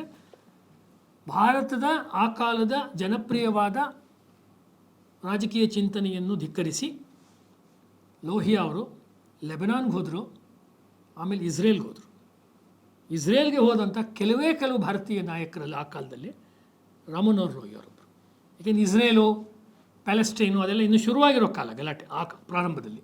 ಆ ಕಾಲದಲ್ಲಿ ಭಾರತಕ್ಕೇನು ಬಹಳ ದೊಡ್ಡ ಅಂತಾರಾಷ್ಟ್ರೀಯ ಮಟ್ಟದ ಅಸ್ತಿತ್ವ ಏನು ಇರಲಿಲ್ಲ ಭಾರತಕ್ಕೆ. ಆದರೂ ಕೂಡ ಅವ್ರು ಲೋಹಿಯಾ ಹೋಗಿ ಬರ್ತಾರೆ ಅಂದ ತಕ್ಷಣ ಅವರು ಇಸ್ರೇಲ್ನ ಇತಿಹಾಸವನ್ನು ಅವರು ಪುಷ್ಟೀಕರಿಸ್ತಿದ್ದಾರೆ ಅನ್ನೋ ಅರ್ಥದಲ್ಲಿ ನಾನು ಹೇಳ್ತಾ ಇಲ್ಲ. ಆದರೆ ಅವ್ರು ಹೋಗಿ ಬಂದರು ಅನ್ನೋದು ತುಂಬ ಸಿಗ್ನಿಫಿಕೆಂಟ್ ಪಾಯಿಂಟ್. ಅದು ಅಂದರೆ ರಾಜಕೀಯವಾಗಿ ಯಾವ್ಯಾವುದರಿಂದ ನಮ್ಮ ದೇಶಕ್ಕೆ ಲಾಭ ಆಗ್ಬೋದು, ಉಪಯೋಗ ಆಗ್ಬೋದು, ಅಲ್ಲೆಲ್ಲ ಹೋಗ್ಬೋದು ಅಂತ. ಭಾಳ ಮುಖ್ಯವಾಗಿ ಲೋಹಿಯಾ ಅವ್ರನ್ನ ಮತ್ತು ನಮ್ಮ ಈ ಉಪನ್ಯಾಸ ಸರಣಿಯಲ್ಲಿಲ್ಲ, ದೀನದಯಾಳ್ ಉಪಾಧ್ಯಾಯರನ್ನ ನಾವು ಸಮಕಾಲೀನರವರು ತೆಗೆದುಕೊಳ್ಬೇಕಾಗಿರೋದು ಯಾವುದು ಅಂತ ಹೇಳಿದ್ರೆ ಹಿಮಾಲಯದ ಬಗ್ಗೆ ಅವ್ರ ನೀತಿ ಏನು ಅಂತ. ಹಿಮಾಲಯನ್ ಪಾಲಿಸಿ ಅಂತ ಒಂದು ಇದೆಯಾ ಅಂತಲೇ ಆಶ್ಚರ್ಯ ಆಗುತ್ತೆ. ಬಹಳ ವರ್ಷಗಳ ಹಿಂದೆ ತರುಣ್ ವಿಜಯ್ ಅವರು ಪಾಂಚಜನ್ಯ ಎಡಿಟರು ಬಂದಾಗ ಅಲ್ಲಿ ಗಾಂಧಿನಗರದಲ್ಲಿ ಯಾವುದೋ ಒಂದು ಹೋಟ್ಲಲ್ಲಿ ಒಂದು ಕಾರ್ಯಕ್ರಮ ಆಗಿತ್ತು. ಅಲ್ಲಿ ಅವರೊಂದು ಗಂಟೆಗಳ ಕಾಲ ಪತ್ರಕರ್ತರು ತರುಣ್ ವಿಜಯ್ ಅವರು ಹಿಮಾಲಯ ಪಾಲಿಸಿ ವಾಜಪೇಯಿ ಅವ್ರದ್ದು ಏನಿದೆ ಅಂತ ಮಾತಾಡಿದ್ರು. ನಮ್ಮ ಪತ್ರಕರ್ತರಿಗೂ ಪ್ರಶ್ನೆ ಕೆಳಗೆ ಬಿಟ್ಟರು. ನಮ್ಮ ಕನ್ನಡದ ಪತ್ರಕರ್ತರಿಗೆ ತಲೆ ಬುಡ ಏನೂ ಗೊತ್ತಿಲ್ಲ ಹಿಮಾಲಯ ಪಾಲಿಸಿ ಬಗ್ಗೆ. ಅವರು ಇಲ್ಲಿ ಲೋಕಲ್ ಇರೋ ದೇವೇಗೌಡರು ಅಥವಾ ಇಲ್ಲಿರೋ ಇವರು ಯಡಿಯೂರಪ್ಪನವರು ಇಲ್ಲಿ ರಾಜಕೀಯ ಆ ಕಾಲದಲ್ಲಿ ಯಾರಿದ್ರು ರಾಜಕೀಯದಲ್ಲಿ, ಯಡಿಯೂರಪ್ಪನವರಂತೂ ಇದ್ದರು, ಆ ಕಾಲದಲ್ಲಿ ದೇವೇಗೌಡರು ಆ್ಯಕ್ಟಿವ್ ಇದ್ದರು. ಅದ್ರ ಬಗ್ಗೆ ಅವ್ರು ಪ್ರಶ್ನೆ ಕೇಳಿದ್ರು. ಕರ್ನಾಟಕದ ಮನುಷ್ಯನೇ ಅಲ್ಲ ಅವರು, ತರುಣ್ ವಿಜಯ್, ಅವ್ರಿಗೆ ಹೆಂಗೆ ಗೊತ್ತಾಗುತ್ತೆ ಈ ವಿಷಯ? ಮತ್ತು ಅವರು ರೆಡಿಯಾಗಿ ನೋಟ್ಸ್ ಮಾಡ್ಕೊಂಡು ಬಂದು ಹಿಮಾಲಯನ್ ಪಾಲಿಸಿ ಬಗ್ಗೆ ಮಾತಾಡಿದ್ರು ಅವರು. ಅಂದರೆ ನಾನು ಹೇಳ್ತಿರೋದು 2000 ಸುಮಾರರ ಘಟನೆ. 60-50 ದಶಕದಲ್ಲೇ ತುಂಬ ಘುಮಕ್ಕಡು, ತುಂಬ ಓಡಾಟ ಮಾಡುವ, ತಿರುಗಾಟ ಮಾಡುವ ಅಲೆಮಾರಿ ವ್ಯಕ್ತಿಯಾಗಿದ್ದರಿಂದ ಅವ್ರ ಬಗ್ಗೆ ಒಂದು ಲೇಖನವನ್ನು ಪುಲಾ ದೇಶಪಾಂಡೆ ಬರೀತಾರೆ. ಮರಾಠಿಯ ಬಹಳ ದೊಡ್ಡ ಲೇಖಕರು. ಅವ್ರ ಹೆಸರು ಪುಲಾ ದೇಶಪಾಂಡೆ ಅವರು ಬರೆದಂಥ ಲೇಖನದ ಹೆಸರು ರಸಿಕ ರುದ್ರ ತಪಸ್ವಿ ಲೋಹಿಯಾ. ರಸಿಕ ರುದ್ರ ತಪಸ್ವಿ ನಮ್ಮ ರಾಷ್ಟ್ರೋತ್ಥಾನ ಲೈಬ್ರರಿಯಲ್ಲಿದೆ. ನಾನು ಇಲ್ಲಿದ್ದಾಗ ಅದನ್ನು ಲೈಬ್ರರಿಗೆ ಹಾಕ್ಸಿದ್ವಿ. ಮುಂಬೈ ವಿಶ್ವವಿದ್ಯಾಲಯದಿಂದ ಬಂದಿರೋ ಪುಸ್ತಕ ಅದು. ಅವ್ರಿಗೆ ಸಾಂಸ್ಕೃತಿಕವಾಗಿ ಬಹಳ ಮುಖ್ಯವಾಗಿತ್ತು. ಇನ್ನೊಂದು ಸ್ವಲ್ಪ ಹೊತ್ತು ನಾವು ಸಾಂಸ್ಕೃತಿಕವಾದ ವಿಷಯಗಳನ್ನು ನೋಡಿದ್ರೆ, ರಾಜಕೀಯವಾದ ಒಂದಷ್ಟು ಹೇಳಿದೆ, ಭೂ ರಾಜಕೀಯದ ಒಂದು ಹೇಳ್ತೀನಿ, ಜಿಯೋಪಾಲಿಟಿಕ್ಸ್ನಲ್ಲಿ ಅವ್ರು ಹೇಳ್ತಿದ್ದು ಏನು ಅಂತ ಹೇಳಿದ್ರೆ, ಚೀನಾ ಯಾವತ್ತಿದ್ರೂ ನಮಗೆ ಸಮಸ್ಯೆ. ಲೋಹಿಯಾ ತುಂಬ ಸ್ಪಷ್ಟವಾಗಿ ಚೀನಾ ನಮ್ಗೆ ಯಾವತ್ತಾರು ಸಮಸ್ಯೆಯನ್ನು ಮಾಡೇ ಮಾಡುತ್ತೆ. ಯಾಕೆಂದರೆ ಅವ್ರಿಗೆ ಚೀನಾದ ಕಲ್ಚರಲ್ ಹಿಸ್ಟ್ರಿನೂ ಗೊತ್ತಿತ್ತು, ಮೋವತ್ಸೆ ಕಾಲದಲ್ಲಿ ನಡೆದಂಥ ರೈತ ಹೋರಾಟದ ಹಿನ್ನೆಲೆ ಗೊತ್ತಿತ್ತು. ಅದು ರಷ್ಯಾದಲ್ಲಿ ಕಾರ್ಮಿಕ ಚಳುವಳಿ ನಡೆದು ಕಮ್ಯುನಿಸಮ್ ಬಂದರೆ ಚೀನಾದಲ್ಲಿ ರೈತ ಚಳುವಳಿ ನಡೆದು ಕಮ್ಯುನಿಸಮ್ ಬಂದಿತ್ತು. ಇವರು ರೈತ ಚಳುವಳಿಯಲ್ಲೂ ಭಾಗವಹಿಸಿದರು, ಕಾರ್ಮಿಕ ಚಳುವಳಿಯಲ್ಲೂ ಭಾಗವಹಿಸಿದರು. ಕರ್ನಾಟಕದ ಕಾಗೋಡು ಚಳುವಳಿಯಲ್ಲಿ ಬಹಳ ಮುಖ್ಯ ಪಾತ್ರವನ್ನು ಲೋಹಿಯಾ ಅವರು ವಹಿಸಿದರು. ಇದೆಲ್ಲ ಇದ್ದರೂ ಕೂಡ ನಾವು ಚಳುವಳಿ ಮಾಡ್ಕೊಳ್ಳೋದಾದರೆ ನಮ್ಮ ಮಾಡೆಲಲ್ಲಿ ಮಾಡ್ಕೊಳ್ಳೋಣ, ನಮ್ಮ ಸ್ವದೇಶಿ ಮಾಡೆಲಲ್ಲಿ ಮಾಡ್ಕೊಳ್ಳೋಣ. ಅವರನ್ನು ನಾವು ಸುಮ್ಮನೆ ಹಂಗೆ ನಡೀತಿದೆ ಅಂತ ವಿಷಯ ತಿಳ್ಕೊಂಡ್ರೆ ಸಾಕು ಅಷ್ಟೇ. ಅದನ್ನೆಲ್ಲ ನಾವು ಅನುಕರಣೆ ಮಾಡಬಾರ್ದು. ಎಂದಿದ್ರೂ ಕೂಡ ಚೀನಾ ನಮಗೆ ಭಾರತಕ್ಕೆ ಸಮಸ್ಯೆ ಆಗುತ್ತೆ, ಇದು ಸ್ಪಷ್ಟವಾದ್ದು. ಇದಕ್ಕೆ ಅವರು ಸೂಚಿಸಿದಂಥ ಒಂದು ನೀತಿ ಏನು ಅಂದರೆ, ಹಿಮಾಲಯಕ್ಕೂ ನಮಗೂ ತುಂಬ ಸಂಬಂಧ ಇದೆ. ಭಾರತೀಯರ ಹಿಮಾಲಯ ಇದೆ ಅಲ್ವಾ, ಆ ಹಿಮಾಲಯವನ್ನು ಕರಿಬೇಕಾದ್ರೆ ಅವರು ಬಳಸಿದಂಥ ಪದ ದೇವಭೂಮಿ ಹಿಮಾಲಯ ಅಂತ. ದೇವಭೂಮಿ ಹಿಮಾಲಯ ಇಲ್ಲೇ ಗೊತ್ತಾಗುತ್ತೆ ಉಳಿದಂಥ ಸಮಾಜವಾದಿ ಅಥವಾ ಬೇರೆ ಚಿಂತಕರಿಗೂ ಇವ್ರಿಗೂ ಏನು ವ್ಯತ್ಯಾಸ ಇದೆ ಅಂದರೆ, ಕಲ್ಚರಲಿ ಅವರು ಅದಕ್ಕಿರುವಂಥ ಒಂದು ಆಧ್ಯಾತ್ಮಿಕವಾದ ಸಾಂಸ್ಕೃತಿಕವಾದ ಅರ್ಥವನ್ನು ಒಪ್ಕೊಂಡೇ ಮಾತಾಡ್ತಾ ಇದ್ದಾರೆ. ಈ ದೇವಭೂಮಿ ಹಿಮಾಲಯ ಇದು ಆ ತುದಿಯಿಂದ ಈ ತುದಿ ತನಕ, ಅದು ಕಾಶ್ಮೀರದ ಕಡೆಯಿಂದ ಹಿಡಿದು ಸಿಕ್ಕಿಮು ಅಥವಾ ಇನ್ನೂ ಮುಂದಿನ ತನಕ ವಿಸ್ತರಿಸಿದೆ. ದೇವಭೂಮಿ ಹಿಮಾಲಯ ಮತ್ತು ಅದರ ಪರಿವಾರ ಅಂದರೆ ಅದರ ಸುತ್ತ ಇರತಕ್ಕಂಥ ದೇಶಗಳು ಯಾವ್ಯಾವುದು ಅನ್ನೋದನ್ನು ನಾವು ಇಡಿಯಾಗಿ ನೋಡಬೇಕು ಅಂತ, ಅಖಂಡವಾಗಿ ನೋಡಬೇಕು. ಅಂದರೆ ಅಲ್ಲಿಂದ ಬಂದರೆ ನಿಮಗೆ ದಕ್ಷಿಣ USSR, ಚೀನಾದ ಪಶ್ಚಿಮ ಭಾಗ, ಅದೇ ತುದಿಯ ಭಾಗ, ಆಮೇಲೆ ಲಡಾಖ್ ಅಂತೂ ನಮ್ಮದೇನೆ. ಅಲ್ಲಿಂದ ಮುಂದೆ ಬರುವಂಥ ಭೂತಾನು, ನೇಪಾಳು, ಟಿಬೆಟ್, ಇನ್ನು ಉಳಿದಂತೆ ಇರತಕ್ಕಂಥ ಇಡೀ ಆ ಒಂದು ಬೆಟ್ಟಗುಡ್ಡಗಳ ಭಾಗ ಇದೆಯಲ್ಲ, ಇದಿಷ್ಟನ್ನು ನಾವು ಒಂದು ಏಕಾಕಾರವಾಗಿ ಒಂದು ಅಖಂಡವಾಗಿ ಗ್ರಹಿಸಬೇಕು. ಭಾರತ ಸರ್ಕಾರ ಏನೇ ಪಾಲಿಸಿ ಮಾಡಬೇಕಾದ್ರೆ ಇದನ್ನು ಒಟ್ಟಾರೆ ಒಂದು ಯೂನಿಟ್, ಒಂದು ಘಟಕ ಅಂತ ತೆಗೆದುಕೊಂಡು ಯೋಚನೆ ಮಾಡಬೇಕು ಅಂತ ಹೇಳಿದ ಕೆಲವು ವ್ಯಕ್ತಿಗಳಲ್ಲಿ ರಾಮಮನೋಹರ್ ಲೋಹಿಯಾ ಅವರು. ಹಿಮಾಲಯ, ಯಾಕೆಂದರೆ ನಾವು ಹಿಂದೂಗಳಾಗಿ ನಮಗೆ ಹಿಮಾಲಯ ಒಂದು ದೇವತಾ ಸ್ವರೂಪ, ಅಲ್ಲಿ ಶಿವ ಇದ್ದಾನೆ, ಕೈಲಾಸ ಇದೆ, ಅಥವಾ ಚಾರ್ಧಾಮ್ ಯಾತ್ರಾ ಮಾಡ್ತೀವಿ, ಇದೆಲ್ಲ ನಮ್ಮ ಧಾರ್ಮಿಕ ಅಂಶಗಳಾಯಿತು. ಅಷ್ಟೇ ಹಿಮಾಲಯ ಅಲ್ಲ, ನಾವು ಓಡಾಡ್ತಿರೋ ಆ ಹಿಮಾಲಯದ ಮಧ್ಯಭಾಗನೂ ಅಲ್ಲ, ಇನ್ನೂ ಭಾಳ ಎತ್ತರಕ್ಕಿದೆ ಹಿಮಾಲಯ. ದಾಟಿ ಚೀನಾದ ಕಡೆ ತನಕ ಅದು ವಿಸ್ತರಿಸ್ಕೊಂಡಿದೆ. ಅದು ನಾಳೆ ಚೀನಾ ಬಾಲ ಬಿಚ್ಚಿ ಭಾರತದ ಮೇಲೆ ಏನಾದರೂ ಅದು ಆಕ್ರಮಣ ಮಾಡೋ ಸಂದರ್ಭ ಬಂದರೆ, ಅಥವಾ ಆರ್ಥಿಕವಾಗಿ ಭಾರತಕ್ಕೆ ಏನಾದರೂ ತೊಂದರೆಗಳನ್ನು ಮಾಡೋ ಸಂದರ್ಭ ಬಂದರೆ, ನಮಗೆ ಇರುವಂಥ ದೊಡ್ಡ ವೆಪನ್, ಆಯುಧ ಅಂದರೆ ನಮ್ಮ ಮಿತ್ರ ರಾಷ್ಟ್ರಗಳು. ಭೂತಾನ್ ನಮ್ಮ ಮಿತ್ರರಾಷ್ಟ್ರವಾಗಿ ಇಟ್ಕೋಬೇಕು ಅದನ್ನು. ನೇಪಾಳ ನಮ್ಮ ಮಿತ್ರರಾಷ್ಟ್ರ, ಅದಾಗೆ ಇಟ್ಕೋಬೇಕು ನಾವು. ಟಿಬೆಟ್ಟನ್ನು ಯಾವಾಗಲೂ ನಮ್ಮ ಜೊತೆಯಲ್ಲಿ ಚೆನ್ನಾಗಿ ಇಟ್ಕೋಬೇಕು, ನಾವು ಸ್ನೇಹದಿಂದ ಇಟ್ಕೋಬೇಕು ಅಂತ ಹೇಳ್ತಾರೆ. ಇದು ಹೇಳೋರು ಇನ್ನೊಂದು ಪಾಯಿಂಟ್ ಹೇಳೋದು, ಯಾವ ಕಾರಣಕ್ಕೂ ಇದನ್ನು ನಾವು ಕೇವಲ ಒಂದು ಸಮಕಾಲೀನವಾದ ರಾಜಕೀಯವಾದ ತಂತ್ರ ಅಂತ ಅನ್ಕೋಬಾರ್ದು. ಏರುಪೇರು ಆಗ್ಬೋದು, ನಾಳೆ ಸ್ವಲ್ಪ ಅವರೇ ಉಡಾಫಿನಲ್ಲಿ ಏನೋ ಮಾತಾಡ್ಬೋದು, ಭೂತಾನ್ನವರು, ಟಿಬೆಟ್ನವರು, ಮತ್ತೊಬ್ಬರು. ಆದರೂ ಕೂಡ ನಾವು ಅವ್ರನ್ನ ನಮ್ಮ ಬಂಧುಗಳು ಅನ್ನೋ ರೀತಿಯಲ್ಲೇ ತೆಗೆದುಕೊಂಡು ಹೋಗಬೇಕು. ಯಾಕೆಂದರೆ ನಮಗೂ ಅವ್ರಿಗೂ ಕೇವಲ ರಾಜಕೀಯವಾದಂಥ ಸಂಬಂಧ ಮಾತ್ರವೇ ಇಲ್ಲ, ಬೇರೆ ಬೇರೆ ರೀತಿಯ ಸಂಬಂಧಗಳಿದೆ. ಒಂದು ಪ್ರಶ್ನೆಯನ್ನು ಲೋಹಿಯಾ ಅವರು ಇದಕ್ಕೆ ಸಂಬಂಧಪಟ್ಟಂತೆ ಎತ್ತಾರೆ. ಅದೊಂದು ಮಾತನ್ನು ನಾನು ಕೋಟ್ ಮಾಡ್ತೀನಿ. ಇದೊಂದು ತುಂಬ ಒಳ್ಳೆಯ ಪುಸ್ತಕ, ನ್ಯಾಷನಲ್ ಬುಕ್ ಟ್ರಸ್ಟ್ ಅವರು ತಂದಿರೋದು. ಡಾಕ್ಟರ್ ರಾಮಮನೋಹರ್ ಲೋಹಿಯಾ ಕಾ ಸಾಂಸ್ಕೃತಿಕ ರಾಷ್ಟ್ರವಾದ, ಅವರ ಸಾಂಸ್ಕೃತಿಕ ರಾಷ್ಟ್ರವಾದ, ರಾಷ್ಟ್ರೀಯತೆ ಅನ್ನೋದು. ಅದರಲ್ಲಿ 78ನೇ ಪುಟದಲ್ಲಿ ಹೇಳ್ತಾರೆ, ಭಾರತೀಯ ಹಿಮಾಲಯ और भाई हिमालय के लिए यह कमी उनकी कम हमारे अधिक रही है. हमारी भारत सरकार ने कभी भी आंख खोलकर नहीं देखा कि जो हमारे भाई बंधु हज़ारों मील दूर, हज़ारों फीट की ऊंचाई पर कठिनाइयों से भरा जीवन जी रहे हैं, आधुनिक सुविधाओं को उपलब्ध कराने हेतु उद्योग, शिक्षा, चिकित्सा और मूलभूत सुविधाओं के लिए योजनाएं चलाई जाए ಅಂತ ಹೇಳ್ತಾರೆ. जिससे अलगवादी शक्तियों के षड्यंत्र सफल न हो सके. ನಮ್ಮ ದೇಶವನ್ನು ದೂರ ಮಾಡುವ, ಅಂದರೆ ಇಲ್ಲಿರುವಂಥ 7 ರಾಜ್ಯಗಳು, 7 ಸಿಸ್ಟರ್ಸ್ ಅಂತ ನಾವು ಹೇಳ್ತೀವಿ, ಅವರು ಭಾರತದ ಮುಖ್ಯ ಮೇನ್ಲ್ಯಾಂಡಿಂದ ದೂರ ಆಗಬಾರ್ದು ಅಂದರೆ, ಹಿಂದುತ್ವವನ್ನು ಮಾತನಾಡುವಾಗ, ಭಾರತೀಯ ವಿಚಾರ ಮಾತನಾಡುವಾಗ ನಮ್ಮ ಪ್ರಜ್ಞೆನಲ್ಲಿ ಹಿಮಾಲಯಕ್ಕೆ ಸಂಬಂಧಪಟ್ಟ ಭಾಗಗಳಲ್ಲಿರುವ ಜನಗಳಾಗಲಿ, ಅವರ ಕಥೆಗಳಾಗಲಿ, ಅವರ ಹಾಡುಗಳಾಗಲಿ, ಅವರ ವ್ಯಥೆಯಾಗಲಿ, ಅವರ ಕಾವ್ಯಗಳು ಅಂತಿರೋ, ಹಾಡು ಅಂತಿರೋ, ಏನು ಅಂತೀವಿ, ಅದು ಯಾವುದು ಏನು ನಮಗೇನು ತುಂಬ ರಿಜಿಸ್ಟರ್ ಆಗಿದೆ ಅಂತ ಏನು ಇನ್ನೂ ಅನಿಸಲ್ಲ ನನಗೆ. ಅಲ್ಲೆಲ್ಲ ಓಡಾಡಿ ಬಂದಾಗ ಕೂಡ ಎಲ್ಲೋ ಬಹಳ ಓಡಾಡಿದ ಮೇಲೆ ಅಸ್ಸಾಂ ಅಂದರೆ ಒಂಚೂರು ಅಸ್ಸಾಂ ರಿಜಿಸ್ಟರ್ ಆಗಿರ್ಬೋದು ಅಷ್ಟೇ. ಮಣಿಪುರ ಅಂದರೆ ಇನ್ನೊಂದು ಯಾವುದೋ ಅಂದರೆ ಅದು ಯಾವುದೋ ತಲೆಗೆ ಹೋಗಿಲ್ಲ ಅದು ಇನ್ನೂ. ಹಾಗಾಗಿ ಭೌಗೋಳಿಕವಾಗಿ ನೋಡೋದಕ್ಕೆ ಕೂಡ ಅವರು ಒಂದು ರೀತಿ ಚೀನಿ ಅಂತ ನಾವು ಸರಳವಾಗಿ ಹೇಳುವ ರೀತಿ ಅವರ ಕಣ್ಣು ಮೂಗು ಇರೋದರಿಂದ ಅವ್ರನ್ನ ಬೇರೆ ಕಡೆಯಿಂದ ಬಂದವರು ಅನ್ನುವ ಭಾವನೆಯಲ್ಲೇ ನೋಡುವ ಕ್ರಮ ಇವತ್ತಿಗೂ ಕೂಡ ಮಹಾನಗರಗಳಲ್ಲೂ ಕೂಡ ಕಂಡು ಬರುತ್ತೆ. ಹೀಗಾಗಿ ಬೆಂಗಳೂರಿನಂಥ ಅಥವಾ ಮುಂಬೈನಂಥ ಅಥವಾ ದೆಹಲಿಯಂಥ ಮಹಾನಗರಗಳಲ್ಲಿ ಈ 7 ರಾಜ್ಯಗಳಿಂದ ಬಂದಂಥ ನಮ್ಮ ಭಾರತೀಯರೇ ಇದ್ದರೂ ಕೂಡ ಎಲ್ಲೋ ಒಂದು ಕಡೆ ನಾವು ಯಾವುದನ್ನು ಮುಖ್ಯವಾಹಿನಿ ಅಂತ ಕರಿತೀವಿ, ಮುಖ್ಯ ಪ್ರವಾಹ, ಜನರಲ್ಲಾಗಿ ಒಂದು ಯಾವುದೋ ಗಾಂಧಿ ಬಜಾರ್ ಮಾರ್ಕೆಟೋ ಜಯನಗರನೋ ಅಂದರೆ ಅಲ್ಲಿ ಅವರ ಅಸ್ತಿತ್ವ, ಅವರು ಹಿಂದೂಗಳೇ ಆಗಿರಲಿ ಭಾರತೀಯರೇ ಆಗಿರಲಿ ಕಾಣಿಸೋದಿಲ್ಲ ಅದು. ಹಾಗಾಗಿ ಈ ಅಂಶದ ಕಡೆ ಅವರು ಸಾಂಸ್ಕೃತಿಕವಾಗಿ ಗಮನ ಸೆಳೀತಿದ್ದಾರೆ. ಯಾಕೆ ಅಂದರೆ ಅವ್ರ ಹಬ್ಬ ನಮಗೆ ಗೊತ್ತಿಲ್ಲ. ಈಗ ಮೊನ್ನೆ ಮಲಯಾಳಂ ಇದರಲ್ಲಿ ಕೇರಳದಲ್ಲಿ ಓಣಂ ಮಾಡಿದ್ರು, ನಮ್ಗೆ ಓಣಂ ಗೊತ್ತಿದೆ ನಮಗೆ. ಅದೇ ಮಣಿಪುರದ ಜನಗಳ ಹಬ್ಬ ಯಾವುದು, ಸಿಕ್ಕಿಮಿನ ಜನಗಳ ಹಬ್ಬ ಯಾವುದು, ಹಿಂದೂ ಹಬ್ಬ ನಾನು ಹೇಳ್ತಿರೋದು ಯಾವುದು ಗೊತ್ತೇ ಇಲ್ಲ. ಇದು ಕೂಡ ಸ್ವಾಭಿಮುಖವಾದ ಸ್ವದೇಶಿ ಭಾರತೀಯ ಚಿಂತನೆ, ಇದನ್ನು ಮಾಡಬೇಕು ಅನ್ನುವುದು ಕಥನ. ಇದನ್ನು ಲೋಹಿ ಅವರು ಎಚ್ಚರಿಸ್ತಾರೆ. ಒಂದು, ಈ 7 ರಾಜ್ಯಗಳಲ್ಲಿ ಇರ್ತಕ್ಕಂಥ ಕಲ್ಚರ್, ಲೋಕ ಸಂಸ್ಕೃತಿ ಅಂತ ಯಾವ್ದು ಹೇಳ್ತೀರಾ, ಇದನ್ನು ಅರ್ಥ ಮಾಡ್ಕೋಬೇಕು. ಅದರ ಜೊತೆಯಲ್ಲೇ ನಾವು ನಮ್ಮ ಉಳಿದ ಸಾಮಾಜಿಕ ರಾಷ್ಟ್ರೀಯ ಜೀವನವನ್ನು ಮುಂದಕ್ಕೆ ತೆಗೆದುಕೊಂಡು ಹೋಗಬೇಕು. ಮತ್ತು ಇದಲ್ಲದೆ ಅವ್ರು ಇನ್ನೊಂದು ಪ್ರಶ್ನೆ ಕೇಳ್ತಾರೆ, ಈ ರಾಜ್ಯಗಳಿಗೆ ಯಾರು ಹೋಗ್ತಾರೆ? ಈಗ ವ್ಯತ್ಯಾಸ ಆಗಿದೆ, ಟೂರಿಸಮ್ ಎಲ್ಲ ಬಂದಿದೆ, ಇನ್ನೊಂದಾಗಿದೆ. ಇವರು ಈ ಪುಸ್ತಕವನ್ನು ಅಥವಾ ಲೇಖನಗಳನ್ನು ಬರೆದಾಗ ಹೇಳ್ತಾರೆ, ಈ ರಾಜ್ಯಗಳಿಗೆಲ್ಲ ಯಾರಿಗಾರು ಸರ್ಕಾರದ ಕೆಲಸ ಸಿಕ್ಕಿದ್ರೆ ಪೋಸ್ಟಿಂಗ್ ಆದಾಗ ಹೋಗಲೇಬೇಕಾಗತ್ತೆ. ಪೋಸ್ಟಿಂಗಿಗೋಸ್ಕರ ನೌಕರಿ ಮಾಡೋಕ್ಕೆ ಹೋಗ್ತಾರೆ. ಎರಡನೇದು, ವ್ಯಾಪಾರಿಗಳು ಹೋಗ್ತಾರೆ. ಬಿಸ್ನೆಸ್ ಏನೇನು ಸಿಗುತ್ತೋ ಅಲ್ಲಿ ಯಾವುದೋ ಖನಿಜ ಸಿಗ್ಬೋದು ಅಥವಾ ಇನ್ಯಾವುದೋ ವನಸ್ಪತಿಗಳು ಗಿಡಮೂಲಿಕೆ ಸಿಗ್ಬೋದು, ಆ ಬಿಸ್ನೆಸ್ಗೋಸ್ಕರ ಹೋಗ್ತಾರೆ ಅವರು. ಮೂರನೇದು, ಲೋಹಿ ಅವ್ರು ಬರೀತಾರೆ, ಪಾದ್ರಿಗಳು ಹೋಗ್ತಾರೆ, ಕ್ರೈಸ್ತ ಪಾದ್ರಿಗಳು ಹೋಗ್ತಾರೆ. ಲೋಹಿ ಅವ್ರು ಬರೆಯೋ ಮಾತಿದು. ಯಾಕೆಂದರೆ ಅಲ್ಲಿ ಫಲವತ್ತಾಗಿದೆ. ಇಲ್ಲಿ ಯಾರೂ ಮುಖ್ಯ ಹಿಂದೂ ಧರ್ಮ, ಹಿಂದೂ ವಿಚಾರ ಹೇಳೋ ಸ್ವಾಮಿಗಳು, ಮಠಗಳು ಯಾರೂ ಹೋಗೋದಿಲ್ಲ. ಅಂಥ ಸಂದರ್ಭದಲ್ಲಿ ಇದು ಗುರೂಜಿ ಗೊಳ್ವಲ್ಕರ್ ಅವ್ರ ಜೀವನದಲ್ಲಿ ಒಂದು ಬರುತ್ತೆ. ಅವರು ಉತ್ತರ ಈ ಪ್ರಾಂತಗಳಲ್ಲಿ ಪ್ರವಾಸ ಮಾಡಬೇಕಾದ್ರೆ ಎಲ್ಲೋ ಅವರೊಂದು ಉಪನ್ಯಾಸಕ್ಕೆ ಅಥವಾ ಕಾರ್ಯಕ್ರಮಕ್ಕೆ ಒಪ್ಕೊಂಡಿದ್ದಾಗ ಅಲ್ಲಿರ್ತಕ್ಕಂಥ ಸ್ಥಳೀಯ ಹಿಂದೂಗಳು ಬಂದು, ನೀವು ಇಲ್ಲಿರುವಂಥ ಗಿರಿಜನವಾಸಿಗಳ ಕಾರ್ಯಕ್ರಮಕ್ಕೆ ಹೋಗ್ತಾ ಇದ್ದೀರಾ, ನೀವು ಹೆಂಗೆ ಹೋಗ್ತೀರ ಅವ್ರ ಕಾರ್ಯಕ್ರಮಕ್ಕೆ? ಯಾಕೆಂದರೆ ಅವರು ಅವರು ಗೋಮಾಂಸವನ್ನು ತಿಂತಾರೆ, ಬೀಫ್ ತಿಂತಾರೆ ಅಂತ ಹೇಳ್ತಾರೆ.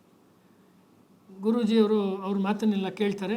ಆಮೇಲೆ ಚೆಕ್ ಮಾಡಿದಾಗ ಗೊತ್ತಾಗತ್ತೆ, ಹೌದು ಅಲ್ಲಿರುವಂಥ ಟ್ರೈಬಲ್ಸು ಒಂದಷ್ಟು ಜನ ಅಲ್ಲಿ ಬೀಫ್ ಈಟರ್ಸ್ ಇದ್ದಾರೆ ಅಂತ, ಹಿಂದೂಗಳೇ ಅವರು. ಯಾರು ಹಿಂಗೆ ಹೇಳಿದ್ರಲ್ಲ ಅವರ ಧಾರ್ಮಿಕ ಮುಖಂಡರನ್ನ ಗುರೂಜಿಯವ್ರು ಕರೆಸ್ತಾರೆ. ಆ ಕಾಲದಲ್ಲಿ ನಡೆದಿದ್ದು. ಅವ್ರು ಹೇಳ್ತಾರೆ, ಗೋಮಾಂಸ ಭಕ್ಷಣೆ ಬಗ್ಗೆ ಏನು ಹೇಳುತ್ತಪ್ಪ ಶಾಸ್ತ್ರ? ಗುರೂಜಿಯವ್ರಿಗೆ ಚೆನ್ನಾಗಿ ಗೊತ್ತಿತ್ತು ಶಾಸ್ತ್ರಗಳು. ಹಿಂಗೆ ಅಂಥವರೆಲ್ಲ ಶ್ಲೋಕಗಳು, ಮಂತ್ರಗಳು ಏನೇನಿದೆ ಎಲ್ಲ ಹೇಳ್ತಾರೆ. ಕರೆಕ್ಟ್. ನೀವು ಗೋಮಾಂಸ ಭಕ್ಷಣೆಯನ್ನು ಅವ್ರು ಮಾಡ್ತಾರೆ ಅಂತ ತಪ್ಪು ಅಂತ ಹೇಳಿದ್ರಲ್ಲ, ನೀವು ಅವ್ರ ನಡುವೆ ಹೋಗಿ ಕೆಲಸ ಮಾಡಿದ್ದೀರಾ? ಅವ್ರಿಗೆ ಅದ್ರ ಬಗ್ಗೆ ತಿಳಿವು ಕೊಟ್ಟಿದ್ದೀರಾ? ನೀವು ಯಾವುದನ್ನು ನಾವು ಇವತ್ತು ಸೇವಾ ಚಟುವಟಿಕೆ ಅಂತ ಹೇಳ್ತೀವಿ, ಆ ಕೆಲಸವನ್ನು ನಾವು ಮಾಡಲಿಲ್ಲ. ದೊಡ್ಡ ದೊಡ್ಡ ನಗರಗಳಲ್ಲಿ ಅಥವಾ ಸಾಂಸ್ಕೃತಿಕ ಕೇಂದ್ರದಲ್ಲಿರುವ ಹಿಂದೂಗಳು ಅವ್ರ ತನಕ ರೀಚ್ ಆಗಲಿಲ್ಲ. ಅವ್ರಿಗೆ ಯಾವ್ದು ನಡ್ಕೊಂಡು ಬಂದಿತ್ತೋ ಅವ್ರು ಅದನ್ನು ಮಾಡ್ತಾ ಇದ್ದಾರೆ ಅಷ್ಟೇ. ಆದರೆ ಅವ್ರು ಕರೆದಿರೋದು ಪ್ರೀತಿಯಿಂದ, ವಿಶ್ವಾಸದಿಂದ ಕರೆದಿದ್ದಾರೆ. ನಾನು ಅವ್ರ ಕಾರ್ಯಕ್ರಮಕ್ಕೆ ನಾನು ಹೋಗ್ತೀನಿ, ಅವ್ರ ಮನಸ್ಸಿನಲ್ಲಿ ಆ ಥರ ಇದ್ದರೆ ನಾವು ಅದನ್ನು ಹೇಳೋಣಂತೆ ಅವ್ರಿಗೆ. ಆ ಕಾರಣಕ್ಕೆ ಅವ್ರನ್ನ ದೂರ ಮಾಡೋಕ್ಕಾಗಲ್ಲ ಅಂತ. ಅವರು ಬೀಫ್ ಈಟರ್ಸ್ ಅಂತ ಹೇಳಿ ಹಿಂದೂಗಳಿಗೆ ಬೀಫ್ ಈಟರ್ಸ್ ಅಲ್ಲ ಅಂದರೆ, ಬೀಫ್ ಈಟರ್ಸ್ ಎಲ್ಲ ಹಿಂದೂಗಳಾಗಿರಬಾರ್ದು ಅಂತಿಲ್ಲ. ಆಗಿದ್ದರೆ ಬಿಡಿಸಿ ಅವ್ರನ್ನ ಅಷ್ಟೇ. ಇದು ಗುರೂಜಿಯವರ ನಿಲುವು ಪ್ರಾಕ್ಟಿಕಲಿ. ಅದರ ತಾತ್ವಿಕ ಅಂಶದಲ್ಲಿ ಲೋಹಿ ಅವ್ರು ಹೇಳ್ತಿರೋದು ಅದೇ ಪಾಯಿಂಟ್. ನಾವು ಅವರನ್ನು ಹತ್ತಿರ ತರಬೇಕು ಅಂತ ಹೇಳಿದ್ರೆ ಅವರ ಸಹನ್ ದಹನ್, ಉಠನ ಬೈಠನ, ಖಾನಾ ಪೀನಾ ಸಂಸ್ಕೃತಿ ಅಂತಿರಲ್ಲ, ಅದು ನಮಗೆ ಗೊತ್ತಿರಬೇಕಲ್ವ. ಅವರ ಸಾಂಸ್ಕೃತಿಕ ಜೀವನ ನಮಗೇನು ಗೊತ್ತಿದೆ ಅಲ್ವಾ? ಮಣಿಪುರದಲ್ಲಿರೋ ಯಾವ ಫ್ರೆಂಡ್ಗೆ ಅವ್ರ ಹಬ್ಬಕ್ಕೆ ನಾವು ಒಂದು ವಿಶ್ ಮಾಡ್ತೀವಿ? ಇಲ್ಲ ಅಲ್ವಾ? ಕೆಲವ್ರು ಹೇಳ್ಬೋದು ಇದಾದಮೇಲೆ ಲಜಿತ್ ಬರ್ಪುಖಾನ್ ಎಲ್ಲ ಹೇಳ್ಬೋದು, ನಂಗೆ ಗೊತ್ತಿಲ್ಲ. ಹೇಳಿ ನಮಗೆ ಇರ್ತಕ್ಕಂಥದ್ದು ಸಾಂಸ್ಕೃತಿಕ ದೃಷ್ಟಿಯಿಂದ ನಾವು ನೋಡಬೇಕು. ಈ ಹಿಮಾಲಯದ ಭಾಗಗಳನ್ನು ಸಾಂಸ್ಕೃತಿಕ ದೃಷ್ಟಿಯಿಂದ ನೋಡಬೇಕೇ ಹೊರತು ಕೇವಲ ರಾಜಕೀಯ ದೃಷ್ಟಿಯಿಂದ ನಾವು ನೋಡಬಾರ್ದು. ಯಾಕೆ ಅಂದರೆ ಇದು ರಾಮಕ್ಷೇತ್ರ, ಇದು ಕೃಷ್ಣ ಕ್ಷೇತ್ರ, ಇದು ಶಿವಕ್ಷೇತ್ರ, ಇದು ಪರಶುರಾಮ ಕ್ಷೇತ್ರ. ಈ ಅವರು ಒಂದು ಉದಾಹರಣೆ ಕೊಡ್ತಾರೆ ನೋಡಿ. ಈ ಭಾಗದಲ್ಲಿ ಪರಶುರಾಮನ ಕುಂಡ ಇದೆ, ಪರಶುರಾಮ ತಪಸ್ ಮಾಡಿದ ಜಾಗ ಇದೆ. ಆ ಕಾರಣಕ್ಕೋಸ್ಕರ ಪುರಾಣಗಳಲ್ಲಿ ಉಲ್ಲೇಖ ಬರುತ್ತೆ, ಇದನ್ನು ನಾವು ತಗೋಬೇಕು ಅಂತ ಹೇಳ್ತಾರೆ ಅವರು. ಅಂದರೆ ಅವರು ನೇರ ರಾಜಕಾರಣದಲ್ಲಿ ಇದ್ದರೂ ಕೂಡ ರಾಜಕಾರಣ ಮಾಡ್ತಾನೆ ಪುರಾಣಗಳು, ಸ್ಥಳ ಪುರಾಣಗಳು, ಸ್ಥಳೀಯ ಘಟನೆಗಳು ಅಥವಾ ನಂಬಿಕೆಗಳು ಏನಿದೆ ಅನ್ನೋದನ್ನು ಅವ್ರು ಈಕ್ವಲಿ ಇಂಪಾರ್ಟೆಂಟಾಗಿ ತೊಗೊಳ್ತಾರೆ. ಆವಾಗಲೇ ಪುಲಾ ದೇಶಪಾಂಡೆ ಅವ್ರ ಪುಸ್ತಕದ ಉದಾಹರಣೆ ಕೊಟ್ಟನಲ್ಲ, ಅದರಲ್ಲಿ ಒಂದು ಮಾತು ಬರುತ್ತೆ. ಪುಲಾ ದೇಶಪಾಂಡೆ ಅವರೆಲ್ಲ ಒಳ್ಳೆ ಮರಾಠಿಯ ಒಳ್ಳೆ ಹಾಸ್ಯ ಸಾಹಿತಿ. ಲೋಹಿ ಅವರಲ್ಲಿ ಹೋದಾಗೆಲ್ಲ ಕಲಾವಿದರು, ಸಾಹಿತಿಗಳು, ರೈಟರ್ಸು ಅವ್ರ ಜೊತೆಯಲ್ಲೇ ಅವ್ರದ್ದು ಸ್ನೇಹ. ಬಾಂಬೆ ಬೀಚಲ್ಲಿ ಕೂತಿರ್ತಾರೆ. ಬೀಚಲ್ಲಿ ಕೂತ್ಕೊಂಡು ಮಾತನಾಡಬೇಕಾದ್ರೆ ಪುಲಾ ದೇಶಪಾಂಡೆ ಎಲ್ಲ ಚೆನ್ನಾಗಿ ಓದಿದ್ರಲ್ಲ, ಎಲ್ಲ ಹಳೆ ಪುಸ್ತಕಗಳು, ರಾಮಾಯಣ ಮಹಾಭಾರತ ಎಲ್ಲ ಗ್ರಂಥಗಳನ್ನು. ಅವರೊಂದು ಕೇಳ್ತಾರೆ, ರಾಮ ರಾವಣರ ಯುದ್ಧ ಆಯ್ತಲ್ಲಪ್ಪ ಲಂಕೆನಲ್ಲಿ. ರಾಮ ರಾವಣರ ಯುದ್ಧ ಆದಾಗ ಲಂಕೆನಲ್ಲಿ ರಾಮ ಭಾರತಕ್ಕೆ ಬೆಂತಿರುಗಿಸಿ ಯುದ್ಧ ಮಾಡ್ತಿದ್ನ, ಭಾರತದ ಕಡೆ ನೋಡ್ಕೊಂಡು ಯುದ್ಧ ಮಾಡ್ತಿದ್ನ ಅಂತ ಪ್ರಶ್ನೆ ಕೇಳ್ತಾರೆ. ಸಾಂಸ್ಕೃತಿಕ ದೃಷ್ಟಿಕೋನ ಅವ್ರದ್ದು ಹೇಗಿತ್ತು ಅನ್ನೋದಕ್ಕೆ ನಿಮ್ಗೆ ಇದನ್ನು ಹೇಳ್ತೀರಿ. ಪ್ರತಿಯೊಂದರಲ್ಲೂ ಭಾರತ ತುಂಬ ದೊಡ್ಡ ದೇಶಭಕ್ತರು ಲೋಹಿಯ. ನಾನು ಲೋಹಿಯ ವಾದಿಗಳ ಬಗ್ಗೆ ಮಾತಾಡ್ತಿಲ್ಲ. I am very clear. Let me be very clear. ಅವ್ರದ್ದು ಅವ್ರ ಕತೆ, ಅವ್ರ ಕರ್ಮ ಅವ್ರಿಗೆ. ಲೋಹಿಯ ಅವರು ಭಾರತದ ಬೇರೆ ಬೇರೆ ರೀತಿಯ ಹೋರಾಟಗಳಲ್ಲಿ ಮತ್ತೆ ಜೈಲಿಗೆ ಹೋದರು, ಲಾಠಿ ಏಟ್ ತಿಂದರು, ಹಿಂಸೆಯನ್ನು ಅನುಭವಿಸಿದ್ರು. ಒಂದೇ ಒಂದು ದಿವಸನೂ ಅವರು ಸಮಾಜವಾದಿ ಪಕ್ಷಗಳು ಬರೋ ಕಾಲಕ್ಕೂ ಅವ್ರ ಕ್ಯಾಬಿನೆಟ್ಟಲ್ಲಿ ಇರಲಿಲ್ಲ. ಅವರು ಒಂದು ಸರ್ತಿ ಅರೆಸ್ಟ್ ಆದ ಸಂದರ್ಭದಲ್ಲಿ ಎಷ್ಟು ದಿವಸ ನಿಮ್ಮ ಹೋರಾಟ, ನಾಳೆ ನಿಮ್ಮ ಸರ್ಕಾರ ಬಂದರೆ, ಅಂದರೆ ಸಮಾಜವಾದಿಗಳ ಸರ್ಕಾರ ಬಂದರೆ ನಿಮ್ಮ ಹೋರಾಟ ನಿಲ್ಲತ್ತಾ ಅಂತ ಪತ್ರಕರ್ತರು ಕೇಳ್ತಾರೆ. ಅವಾಗ ಇನ್ನೂ ಜಾಸ್ತಿ ಆಗುತ್ತೆ ಅಂತದವರು. ಯಾಕೆ ನಮ್ಮ ಜನ ನಮ್ಮ ಮಾತು ಕೇಳೋಂಗಿಲ್ಲ. ವಾಪಸ್ ನಾನು ಅವ್ರಿಗೆ ಬುದ್ಧಿ ಹೇಳೋದಕ್ಕೋಸ್ಕರ ಹೋರಾಟ ಮಾಡ್ತೀನಿ. ನಮ್ಮ ಅನುಯಾಯಿಗಳೇ ನನ್ನನ್ನು ಬಂಧಿಸಿದರು, ಆಶ್ಚರ್ಯ ಇಲ್ಲ ಅನ್ನುವ ಮಾತನ್ನು ಅವ್ರು ಹೇಳ್ತಾರೆ. ಇತಿಹಾಸ ಚಕ್ರ, ವೀಲ್ ಆಫ್ ಹಿಸ್ಟ್ರಿ, ಆಮೇಲೆ ಯೋಗದ 21 ಅಧ್ಯಾಯಗಳು, ದಿನಗಳು ಅಂತೆಲ್ಲ ಅವರು ಜೈಲು ಜೀವನದ ವಾಸದ ಬಗ್ಗೆ ಎಲ್ಲ ತುಂಬ ಅದ್ಭುತವಾದ ಮಾತನ್ನು ಹೇಳ್ತಾರೆ. ಭಾಳ ಮುಖ್ಯವಾಗಿ ಅವರು ಭೂತಾನ್ಗಿರುವಂಥ ಸ್ವತಂತ್ರ ರಾಷ್ಟ್ರದ ಅಸ್ತಿತ್ವವನ್ನು ಭಾರತ ಕಾಪಾಡಬೇಕು ಅಂತ ಹೇಳ್ತಾರೆ. ಹಾಗಾಗಿ ನಾವು ಮುಂದಿನ ದಿನಗಳಲ್ಲಿ ಯೋಚನೆ ಮಾಡುವಾಗ ಭೂತಾನ್ ಬಗ್ಗೆ ಯೋಚನೆ ಮಾಡಬೇಕು. ಯಾಕೆಂದ್ರೆ ನಾವೇನು ಅಂದ್ಕೊಳ್ತಿದ್ವಿ, ನಾವೆಲ್ಲ ಚಿಕ್ಕವರಿದ್ದಾಗ ನಮ್ಗೆ ಹೇಳ್ತಾಯಿದ್ರು ಜಗತ್ತಿನ ಏಕೈಕ ಹಿಂದೂ ರಾಷ್ಟ್ರ ಅಂದರೆ ನೇಪಾಳ. ಇವತ್ತು ಹೇಳೋ ಸ್ಥಿತಿಲಿ ಇಲ್ಲ ನಮಗೆ. ಅಲ್ಲಿ ಕಮ್ಯುನಿಸ್ಟು ಇಂಪ್ಲಾಂಟೇಷನ್ ಆಗಿ ಕಮ್ಯುನಿಸ್ಟ್ರು ಬಂದು ನೆಲೆಸಿ ಅವ್ರದ್ದೇ ಆಗಿರುವಂಥ ಒಂದು ವಾತಾವರಣ ಮಾಡಿದ್ದಾರೆ. ಆಮೇಲೆ ಭಾರತದ ಅನೇಕ ಪಾಲಿಸಿಗಳು ಬಂದಾಗ ಈಗಿನ ಸಂದರ್ಭದ ಈಗಿನ ನೇಪಾಳ ಭಾರತಕ್ಕೆ ವಿರುದ್ಧವಾಗಿರೋ ಅನೇಕ ಮಾತುಗಳನ್ನು ಅನೇಕ ಸತಿ ಹೇಳಿಬಿಟ್ಟಿದೆ. ಅಲ್ಲಿಗೆ ಲೋಹಿಯ ಅವರ ವಿಷನ್ ಎಷ್ಟು ಸರಿ ಇತ್ತು ಅಂತ ನಮಗೆ ಗೊತ್ತಾಗ್ತಿದೆ. ಸುಮ್ಮನೆ ಅಲ್ಲಿ ಪಶುಪತಿನಾಥನ ದೇವಸ್ಥಾನ ಇದೆ, ಅಥವಾ ಅಲ್ಲಿ ಇನ್ನೊಂದು ಕಡೆದಲ್ಲಿ ಭಕ್ತಾಪುರದಲ್ಲೋ ಅಲ್ಲಿ ಚೆನ್ನಾಗಿ ಒಂದಷ್ಟು ಆರಾಧನೆ ನಡೆಯುತ್ತೆ ಅನ್ನೋ ರೀತಿಯಲ್ಲಿ ನೋಡ್ತೀವಿ. ಅಂದರೆ ಅವ್ರು ಏನು ಪಾಯಿಂಟ್ ಮಾಡ್ತಿದ್ದಾರೆ ಅಂದರೆ, ಎಮೋಷನಲ್ ಆಗಿರುವಂಥ ಹಿಂದೂ ವಿಚಾರ ಸಾಕಾಗಲ್ಲ. ಎಮೋಷನಲ್ ಆಗಿದ್ರ ಜೊತೆಗೆ political reality, social reality, economic reality ಇವುಗಳನ್ನು ಇಟ್ಕೊಂಡು, ಮತ್ತು ನಾವು ಬೃಹತ್ ದೇಶವಾದ್ದರಿಂದ ಆ ಸಣ್ಣ ದೇಶಗಳನ್ನು ನಾವು ನಡೆಸ್ಕೊಂಡು ನಮ್ಮ ಜೊತೆಲಿ ಕರ್ಕೊಂಡು ಹೋಗಬೇಕಾಗಿದೆ ನಾವು. ಇಲ್ಲ ಅಂದರೆ ಇಂದಲ್ಲ ನಾಳೆ ಚೀನಾ ಬಂದು ಅದರ ತಲೆ ಮೇಲೆ ಕೂತ್ಕೊಳ್ಳುತ್ತೆ ಅಂತ ಹೇಳ್ತಾರೆ. ಭೂತಾನ್ ವಿಷಯಕ್ಕೆ ಹೇಳ್ತಾರೆ. ಟಿಬೆಟ್ ಮೇಲೆ ಚೀನಾ ಕಣ್ಣು ಹಾಕತ್ತೆ ಅಂತ ಅವರು ಅನೇಕ ಸತಿ ಮಾತಾಡಿದರು. ಹುಷಾರಾಗಿರ್ಬೇಕು ಟಿಬೆಟ್ಟಿನ ವಿಷಯದಲ್ಲಿ ಅಂತ. ಆದರೆ ನೆಹರೂಗೆ ಅವರು ಪತ್ರ ಕೂಡ ಬರೀತಾರೆ. ನೆಹರು ವಿರುದ್ಧವಾಗಿ ಅವರು ಪ್ರೆಸ್ ಸ್ಟೇಟ್ಮೆಂಟ್ ಕೂಡ ಕೊಡ್ತಾರೆ, ಬರೀ ಒಂದು ಪಾಯಿಂಟ್ ಅಜೆಂಡಾ ಇಟ್ಕೊಂಡು, ಟಿಬೆಟ್ ಬಗ್ಗೆ ಇಟ್ಕೊಂಡವರು. ಹೀಗಾಗಿ ನಾನು ವಾಪಸ್ ಅದೇ ಕೇಳೋದು, ನಾವು ಹಿಂದೂಗಳಾಗಿ, ಭಾರತೀಯರಾಗಿ ಕಲ್ಚರಲಿ ನಮಗೆ ಟಿಬೆಟ್ ಬಗ್ಗೆ ಏನು ಗೊತ್ತಿದೆ? ನನ್ನ ಪ್ರಕಾರ ಏನೂ ಗೊತ್ತಿಲ್ಲ ನಮಗೆ. ಸಾರಿ ಟು ಸೇ, ಭಾಳ ಏನು ಗೊತ್ತಿಲ್ಲ. ಟಿಬೆಟ್ಟಲ್ಲಿ ಬುದ್ಧಿಸಮ್ ಇದೆ, ವಜ್ರಯಾನ ಇದೆ, ಅದೇನೋ ಒಂದಷ್ಟು ಔಷಧಿ ಕೊಡ್ತಾರೆ, ಈ ಥರದ್ದು ಒಂದಷ್ಟು ಮಾತಾಡ್ಬೋದು. ಬಿಟ್ಟರೆ ನಿಜವಾಗ್ಲೂ ಏನು ಗೊತ್ತಿದೆ? ಎಸ್ ಕೆ ರಾಮಚಂದ್ರಾಯರ ಜನ್ಮ ಶತಮಾನೋತ್ಸವ ಮೊನ್ನೆ ಮುಗೀತು. 101ನೇ ವರ್ಷಕ್ಕೆ ಕಾಲಿಟ್ರು. ಈಗ ರಾಮಚಂದ್ರಾಯರು ಬೆಂಗಳೂರಿನಲ್ಲಿ ಕೂತ್ಕೊಂಡು ಟಿಬೆಟನ್ ಗುರುಗಳನ್ನು ಸಂಪರ್ಕ ಮಾಡಿ ಟಿಬೆಟ್ ಭಾಷೆ ಕಲ್ತರು. ನಾವು ಈಗಲೂ ಏನು ಹೇಳ್ತಿದ್ದೀವಿ, ನಮಗೆ ಟಿಬೆಟ್ಟಿನ ಅವ್ರನ್ನ ಹೊರಗಡೆ ಇವರು ಕಮ್ಯುನಿಸ್ಟರು ಹೊರಗೆ ತಳ್ಳಿದಾಗ ಟಿಬೆಟ್ಟಿನ ಜನಕ್ಕೆ ಭಾರತೀಯರು ಆಶ್ರಯ ಕೊಟ್ಟರು. ಅಂದರೆ still we are talking in a political tone. ಬಹಳ ಪ್ರಜ್ಞಾವಂತ ರಾಷ್ಟ್ರೀಯವಾದಿ ಹಿಂದೂಗಳಾಗಿ ಕೂಡ ನಾನು ಇದನ್ನು ವಿಮರ್ಶಾತ್ಮಕವಾಗಿ ಹೇಳ್ತಾ ಇರೋದು. ನಾವು ಊರಿಗೊಂದು ಆಶ್ರಯ ಕೊಟ್ವಿ, ಸರಿ, ನೆಹರು ಕಾಲದಲ್ಲಿ ಕೊಟ್ಟರು, ಇನ್ನೊಬ್ರು ಕೊಟ್ಟರು, ಏನಾದ್ರು ಇದ್ಕೊಳ್ಳಿ ಅಂತ ಹೇಳ್ತಿದ್ದೀವಿ ನಾವು. ಯಾರವರು ಅಂತ ರೋಹಿಯ ಕೇಳ್ತಾ ಇರೋದು? ನಮ್ಮವರೇ ಅಲ್ವಾ? ಯಾಕೆಂದ್ರೆ ಅವ್ರ ಭಾಷೆ, ಅವ್ರ ಲಿಪಿ, ಅವ್ರ ನಂಬಿಕೆ, ಅವ್ರ ಆಚಾರ ವಿಚಾರ, ಹಬ್ಬ ಹಾಡು ಎಲ್ಲ ನಮಗೂ ಅವ್ರಿಗೂ ಏನು ಮಹಾ ವ್ಯತ್ಯಾಸ ತೋರ್ಸೋಕ್ಕೆ ಸಾಧ್ಯನೇ ಇಲ್ಲ ಈ ಕೆಲವು ದೇಶಗಳಲ್ಲಿ, ಟಿಬೆಟ್ಟು, ನೇಪಾಳ, ಭೂತಾನ್. ಹಾಗಾಗಿ ನಮ್ಮದೇ ಒಂದು ಸಾಂಸ್ಕೃತಿಕವಾದ ಒಂದು ವಿಸ್ತರಣೆ ಅಥವಾ ಸಾಂಸ್ಕೃತಿಕವಾದ ಒಂದು ವಠಾರ ಅಂತೀವಲ್ಲ ಹಳೆ ಕಾಲದ ಭಾಷೆಯಲ್ಲಿ ಹೇಳೋದಾದರೆ, ನಮ್ಮದೇ ಒಂದು ಎಕ್ಸ್ಟೆನ್ಷನ್ ಅಷ್ಟೇ ಅದೆಲ್ಲ. ಹಿಂಗೆ ಅಂದ್ಕೊಂಡೇ ನಾವು ಥೈಲ್ಯಾಂಡನ್ನು ದೂರ ಮಾಡ್ಕೊಂಡ್ವಿ, ಹಿಂಗೆ ಅಂದ್ಕೊಂಡೇ ಬರ್ಮಾ ದೂರ ಆಯ್ತು. ನಮ್ಮ ಸಾಂಸ್ಕೃತಿಕ ನೆನಪಲ್ಲಿ ಇವತ್ತು ಮಯನ್ಮಾರ್ ಇಲ್ಲವೇ ಇಲ್ಲ. ಇದೆಯಾ? ಯಾರಿಗಾರು ಪಟ್ ಅಂತ ಬೆಳಗ್ಗೆ ಇದ್ದರೆ ಮಯನ್ಮಾರ್ನ ಕಲ್ಚರ್ ನೆನಪಾಗತ್ತಾ? ಬ್ರಹ್ಮದೇಶ ಅಂತ ಕರಿತಾ ಇದ್ವಿ, ಯಾರಿಗೆ ನೆನಪಾಗುತ್ತೆ? ಹೊಟ್ಟೋಯ್ತು. Out of sight is out of mind. Burma ಒಂದು ಸತಿ 1935ನಲ್ಲಿ ಗೌರ್ಮೆಂಟ್ ಆಫ್ ಇಂಡಿಯಾ ಆ್ಯಕ್ಟ್ ಬಂದಮೇಲೆ ಅದು ಯಾವಾಗ ಭಾರತದಿಂದ ದೂರ ಆಯಿತು, ಶ್ರೀಲಂಕಾ ದೂರ ಆಯಿತು. ಅಲ್ಲಿ ತನಕ ಭಾರತದ ಜೊತೆ ಇತ್ತು ಶ್ರೀಲಂಕಾ, ಅಷ್ಟೇ. ಕೆಲವೇ ವರ್ಷ, 100 ವರ್ಷ ಆಗಿಲ್ಲ, ಇನ್ನೂ 90 ವರ್ಷ ಅಷ್ಟೇ. ಮರ್ತೇ ಬಿಟ್ವಲ್ಲ. ಈಗ ಈ ಇಂಡಿಯಾ ಶ್ರೀಲಂಕಾ, ಶ್ರೀಲಂಕಾದಲ್ಲಿ ಹೀಗಾಗ್ತಾ ಇದೆ ಅಂದರೆ ನಾವು ಮಾತಾಡ್ತಿರೋದೇ ಕೊಟ್ಟೆಣ್ಣು ಕುಲಕ್ಕೆ ಹೊರತು ಅಂತ ಮಾತಿದೆಯಲ್ಲ, ಹಂಗೆ ಮಾತಾಡ್ತಿದ್ದೀವಿ. ಹಿಂದೂಗಳ ಸಾಂಸ್ಕೃತಿಕವಾದ ಅಧಃಪತನಕ್ಕೆ ಈ 3-4 ಉದಾಹರಣೆಗಳು ಸಾಕ್ಷಿ. ಶ್ರೀಲಂಕಾನ ಮರ್ತಿದ್ದು, ಬರ್ಮಾ ಮರ್ತಿದ್ದು, ಬ್ರಹ್ಮದೇಶ ಬರ್ಮಾ ಆಯಿತು, ಬರ್ಮಾ ಹೋಗಿ ಮಯನ್ಮಾರ್ ಆಯಿತು. ನಾವು ಯಾರೂ ವಿರೋಧನೇ ಮಾಡಲಿಲ್ಲ. ಮಯನ್ಮಾರ್ ಅಂತ ಯಾಕೆ ಕರಿತಾ ಇದ್ದೀರಿ? ಬ್ರಹ್ಮದೇಶ ಅಂತ ಕರಿಬೇಕು, ರೆಕಾರ್ಡ್ಸ್ ಇದೆ, ಶಾಸನಗಳಲ್ಲಿ ರೆಕಾರ್ಡ್ಸ್ ಇದೆ, ನಾನೇ ಕೊಡ್ತೀನಿ ಬೇಕಾದ್ರೆ. ಕನ್ನಡ ಲಿಪಿ ಇತ್ತು ಬ್ರಹ್ಮದೇಶದಲ್ಲಿ, ರಿಸರ್ಚ್ ಮಾಡ್ತಾ ಇದ್ದೀನಿ, ಪುಸ್ತಕ ಬರಿತಾ ಇದ್ದೀನಿ. ಬರ್ಮಾದಲ್ಲಿ ಕನ್ನಡ ಕಲ್ಚರ್ ಇತ್ತು, ಕರ್ನಾಟಕದ್ದು. ಅಷ್ಟು ದೂರಕ್ಕೆ ಹೋಗ್ಬೋದು ನಾವಿಲ್ಲಿ. ಲಿಪಿ ಕನ್ನಡಕ್ಕೆ ಹೋಲೋ ಲಿಪಿ ಅದು, ಬರ್ಮಾ ಲಿಪಿ. ಗೊತ್ತೇ ಇಲ್ಲ. ನಾಳೆ ಪಾಕಿಸ್ತಾನ ಅದು ಹಂಗೆ. ಅಂಬೇಡ್ಕರ್ ಹೇಳಿದರು ಪಾಪ್ಯುಲೇಷನ್ ಎಕ್ಸ್ಚೇಂಜ್ ಆಗಬೇಕು, ಹಂಗಾಗಲಿಲ್ಲ. ಸರಿ, ಪಾಕಿಸ್ತಾನ ಇನ್ನು ಇಷ್ಟು ವರ್ಷ ಆದಮೇಲೆ ಉಳಿಯಲ್ಲ, ನಮ್ಮ ದೇಶಕ್ಕೆ ಸೇರುತ್ತೆ ಅಂದರೆ ನಾನು ಮೀಟ್ ಮಾಡೋ 10ರಲ್ಲಿ 9 ಜನ ಹಿಂದೂಗಳು ಹೇಳೋದು, ಇವತ್ತು ತಲೆನೋವು ಸಾರ್, ಸುಮ್ಮನವ್ರು ಬಂದರೆ ಏನು ಸಾರ್ ಮಾಡೋದು? ಜನ ಅಲ್ಲ ರೀ, ಭೂಮಿ ನಮ್ದಲ್ವಾ? ವೇದಭೂಮಿ ಅಂತ ಹೇಳ್ತಿದ್ವಿ ಮೊನ್ನೆ ತನಕ. ಅಂದರೆ we are shrinking are we are moving away from a cultural Hindu to a political Hindu. ತುಂಬ ಸೀರಿಯಸ್ ಸ್ಟೇಟ್ಮೆಂಟ್ ನಾನು ಮಾಡ್ತಾ ಇರೋದು. ಇದು ಸಾಂಸ್ಕೃತಿಕವಾಗಿರೋ ಹಿಂದೂಗಳಾಗಿದ್ದವ್ರು ನಾವೀಗ ರಾಜಕೀಯವಾಗಿ ಸದ್ಯಕ್ಕೆ ಇದರಿಂದ ಏನು ಸಮಸ್ಯೆ ಆಗುತ್ತೆ, ಯಾಕಪ್ಪ ಬಿಟ್ಬಿಡೋಣ ಅನ್ನೋ ಮಟ್ಟಕ್ಕೆ ಬಂದರೆ, ಮತ್ತು ವೇದಭೂಮಿ ಏನು, ಕನಿಷ್ಕ ಆಳಿದ ಭಾಗ, ಪಾಣಿನಿ ಇದ್ದಂಥ ಭಾಗ, ಇದೆಲ್ಲ ನಮ್ಮದೇ ಅಲ್ವಾ? ಆಫ್ಘಾನಿಸ್ತಾನ, ಗಾಂಧಾರ, ಅದೆಲ್ಲವೂ. ಇದನ್ನು ಹೀಗೆ ಬಿಟ್ಕೊಂಡು ನಾವು ಗ್ರೀಕ್ ಕಡೆಯಿಂದ ಕಡಿಮೆ ಮಾಡ್ಕೊಂಡು ಬರ್ತಾ ಇದ್ದೀವಿ ಸಾವಿರಾರು ವರ್ಷದಲ್ಲಿ. ಅದು ಈಗ ಬಂದು ಭೂತಾನಿಗೆ ನಿಂತಿದೆ, ಲೋಹಿಯ ಹೇಳೋ ಕಥನದ ಪ್ರಕಾರ. ಟಿಬೆಟ್ಟಿಗೆ ನಿಂತಿದೆ. ಟಿಬೆಟ್ ಅಂತೂ ಈಗ ಕೈ ಬಿಟ್ಟಿದೆ ಅಲ್ವಾ? ಅಥವಾ ಇದಕ್ಕೆ ಕೈ ಬಿಟ್ಟಿದೆ, ಯಾವುದು ಅನೇಕ ನಮ್ಮ ದೇಶದ ರಾಜ್ಯದ ಒಳಗಡೆನಲ್ಲೇ ಚೀನಾದ ಒಂದು ಪ್ರಭಾವ ಕಂಡು ಬರ್ತಾ ಇದೆ. ಇದನ್ನು ಹೇಳ್ತಾರೆ. ಅವ್ರೇನು ಹೇಳ್ತಾರೆ?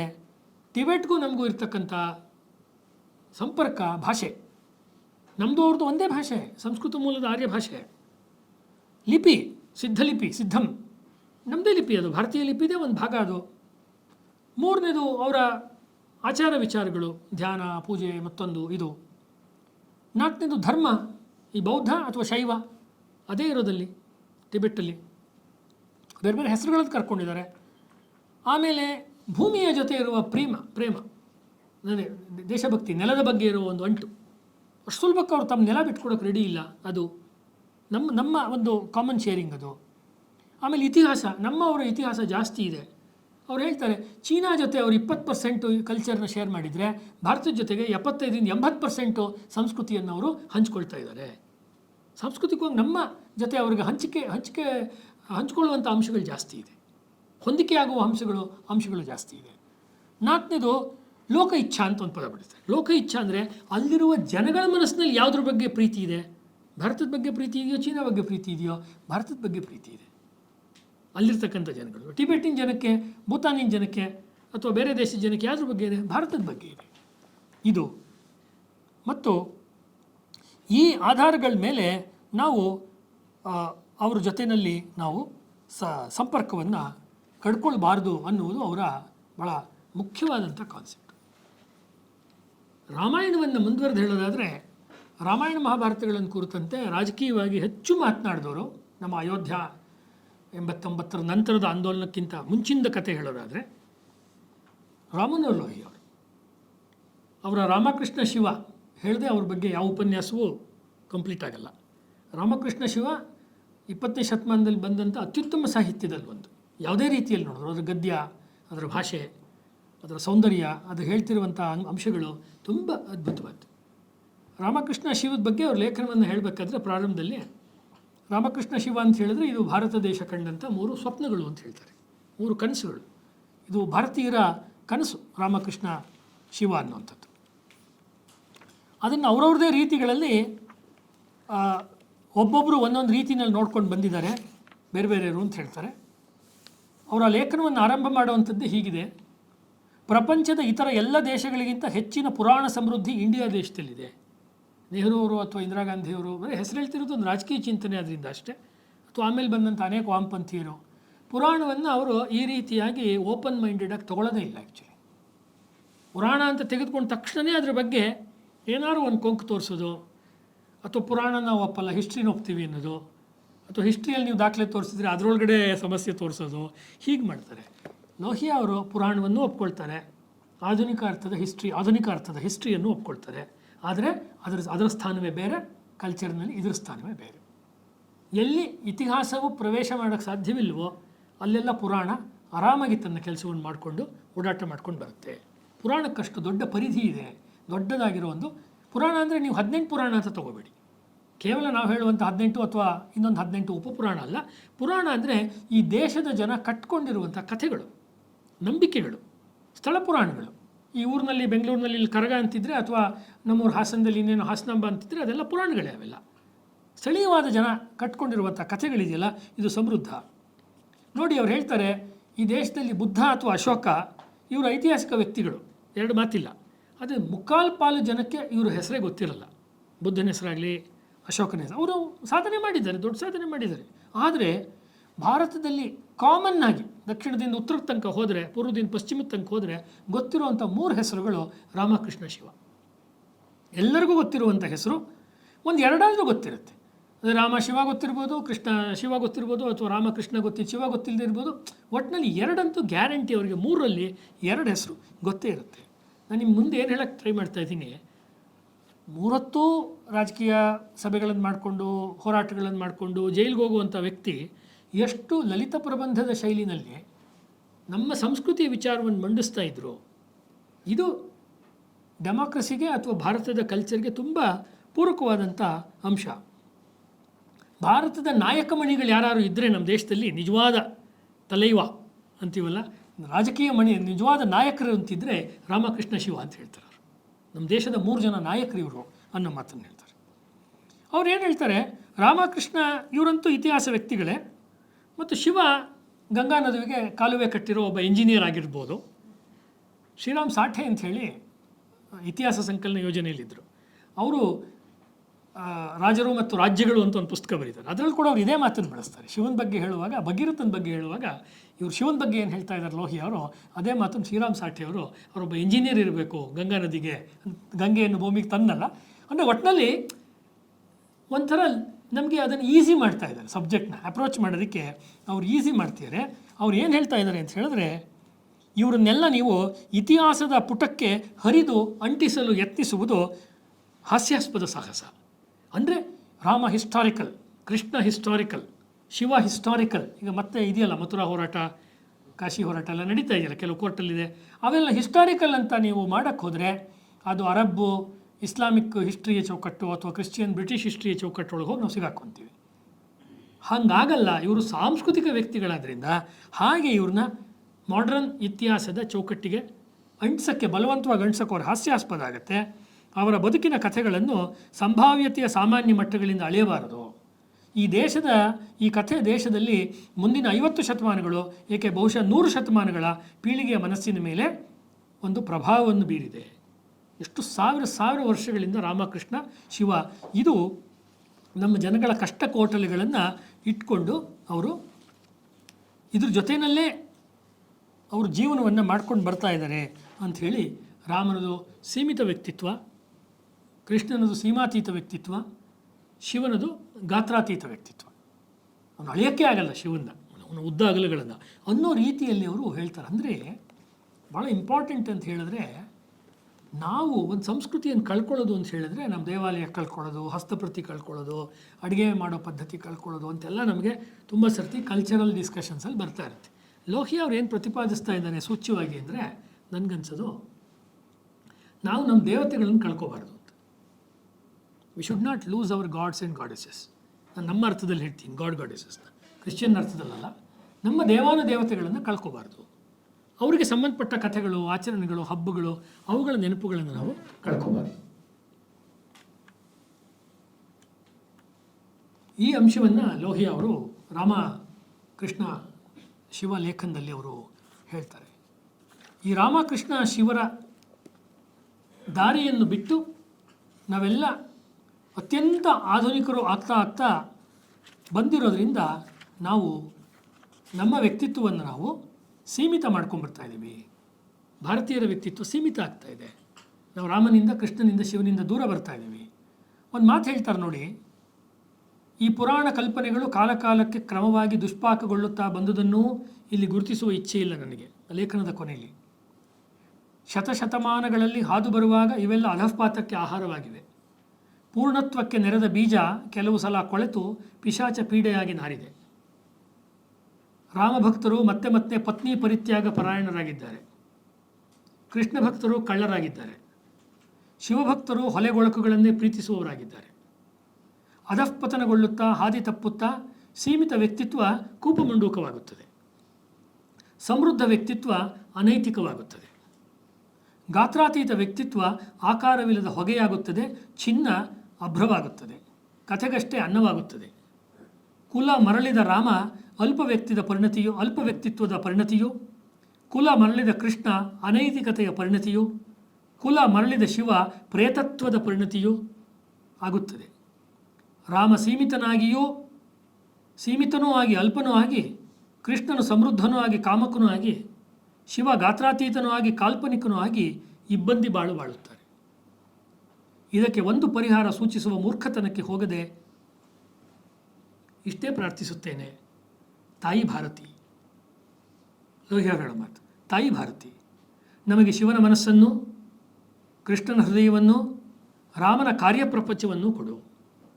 ಶಿವನ ಮನಸ್ಸನ್ನು, ಕೃಷ್ಣನ ಹೃದಯವನ್ನು, ರಾಮನ ಕಾರ್ಯಪ್ರಪಂಚವನ್ನು ಕೊಡು.